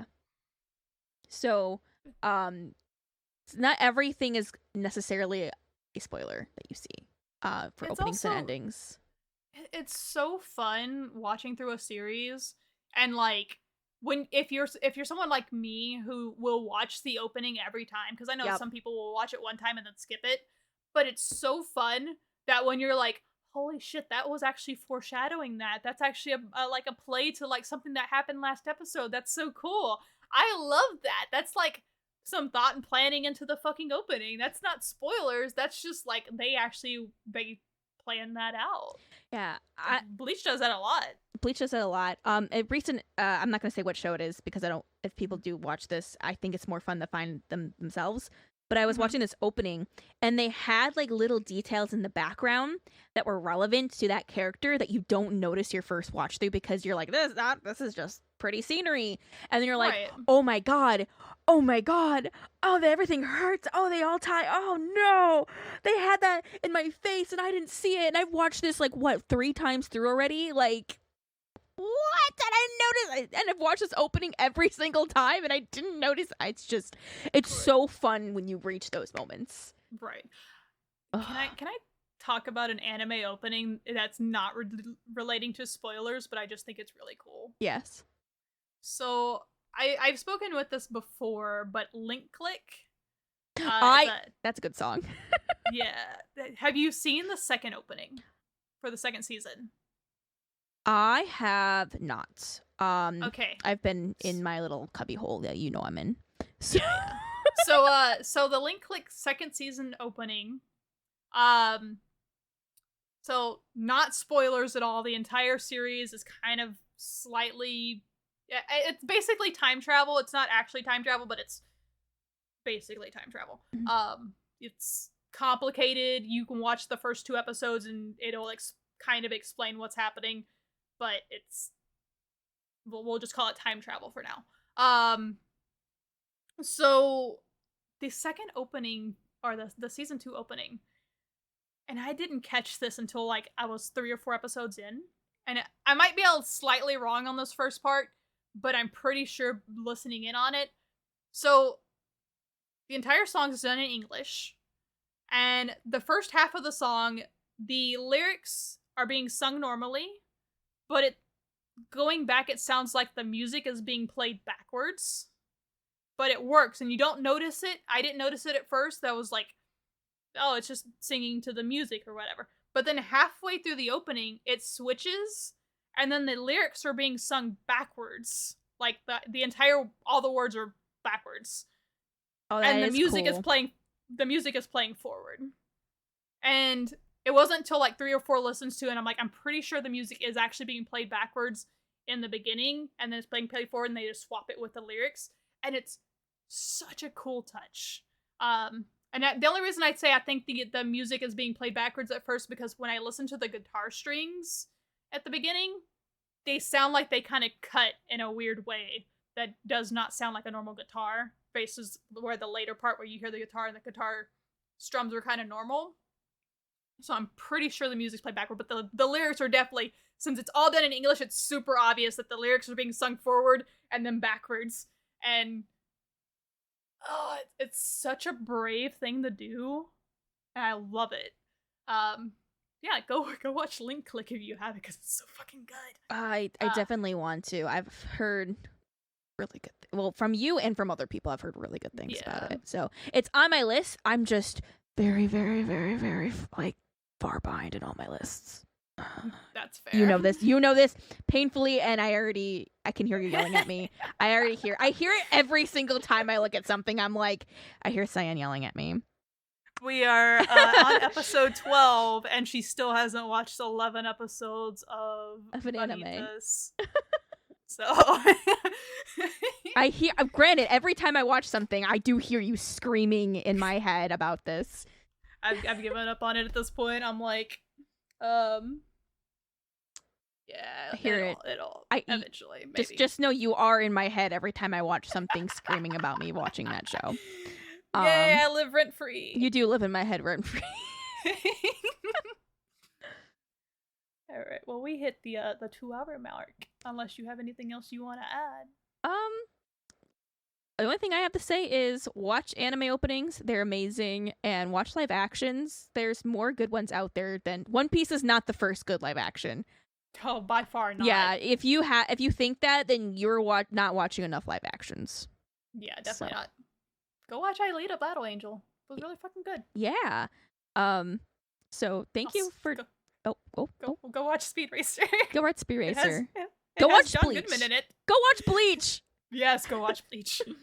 But this has been Rice Ball Conflict, and I am Shuri Sumiya, and you are Cyan Kincaid. And you can find us on our social media on YouTube. We're on YouTube, we're on Spotify, we're on Google Podcast. You can find us on Twitter as RiceCon Podcast. Did you get it? I don't know. I think I did. Just look for the angry squirrel. just Just look. I said it before I looked it up. It'll be in the description wherever you're looking. It will be on Spotify and in the YouTube description. I got it right. Yes, Right. I got 2 things right this time. Let's go. But so there's that. And then you can find me on Twitch. I stream like once a month. And you can find me on Twitter where I post my manga hauls. I at Lady Shio and Shuren's. And then where can they find you, Cyan? I am Cyan Kincaid on Twitch. I stream probably 5 days a week. I am Cyan Aniki on Twitter. I only post when I'm going live, or unless I want to scream into the void. And also, make sure you follow our podcast on Twitter and yell at Shio to make her watch anime. Yeah, yell at me.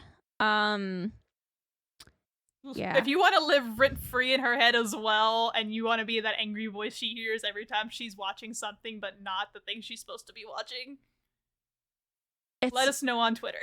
It's okay. A lot of things yell at me as I sit there and I rewatch that same show that I'm obsessed with for the 3rd time, because that's what's happening.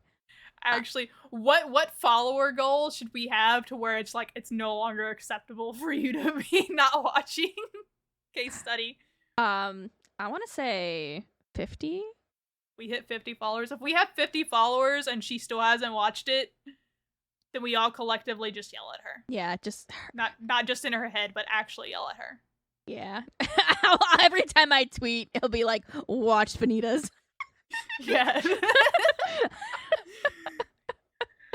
And I tweet more than I should, so. Oh, actually, I have one more thing to add. Yes. Because this isn't going to be... Yeah, this will be actually the next episode out before this weekend happens. The weekend of the 22nd, I will be at Anime Houston for at least one day. I'll for sure be there Friday, but I might be there Saturday as well. So, like, if you're in the Houston area or attending that con and you want a free sticker, come let me know. No, I'll be handing out Rice Ball Conflict stickers. Hell yeah. So. And I will be at work. I have 3 days off. Ooh. I'm gonna be dead. Have fun being dead. The love of working graveyard shifts. Yeah, I'm so glad I don't work graveyard. But now my schedule's not gonna be regular anymore. Yeah. So, I can say here, I'll have a new job. Well, not really. I'll work at the same place, but I'll have a new job.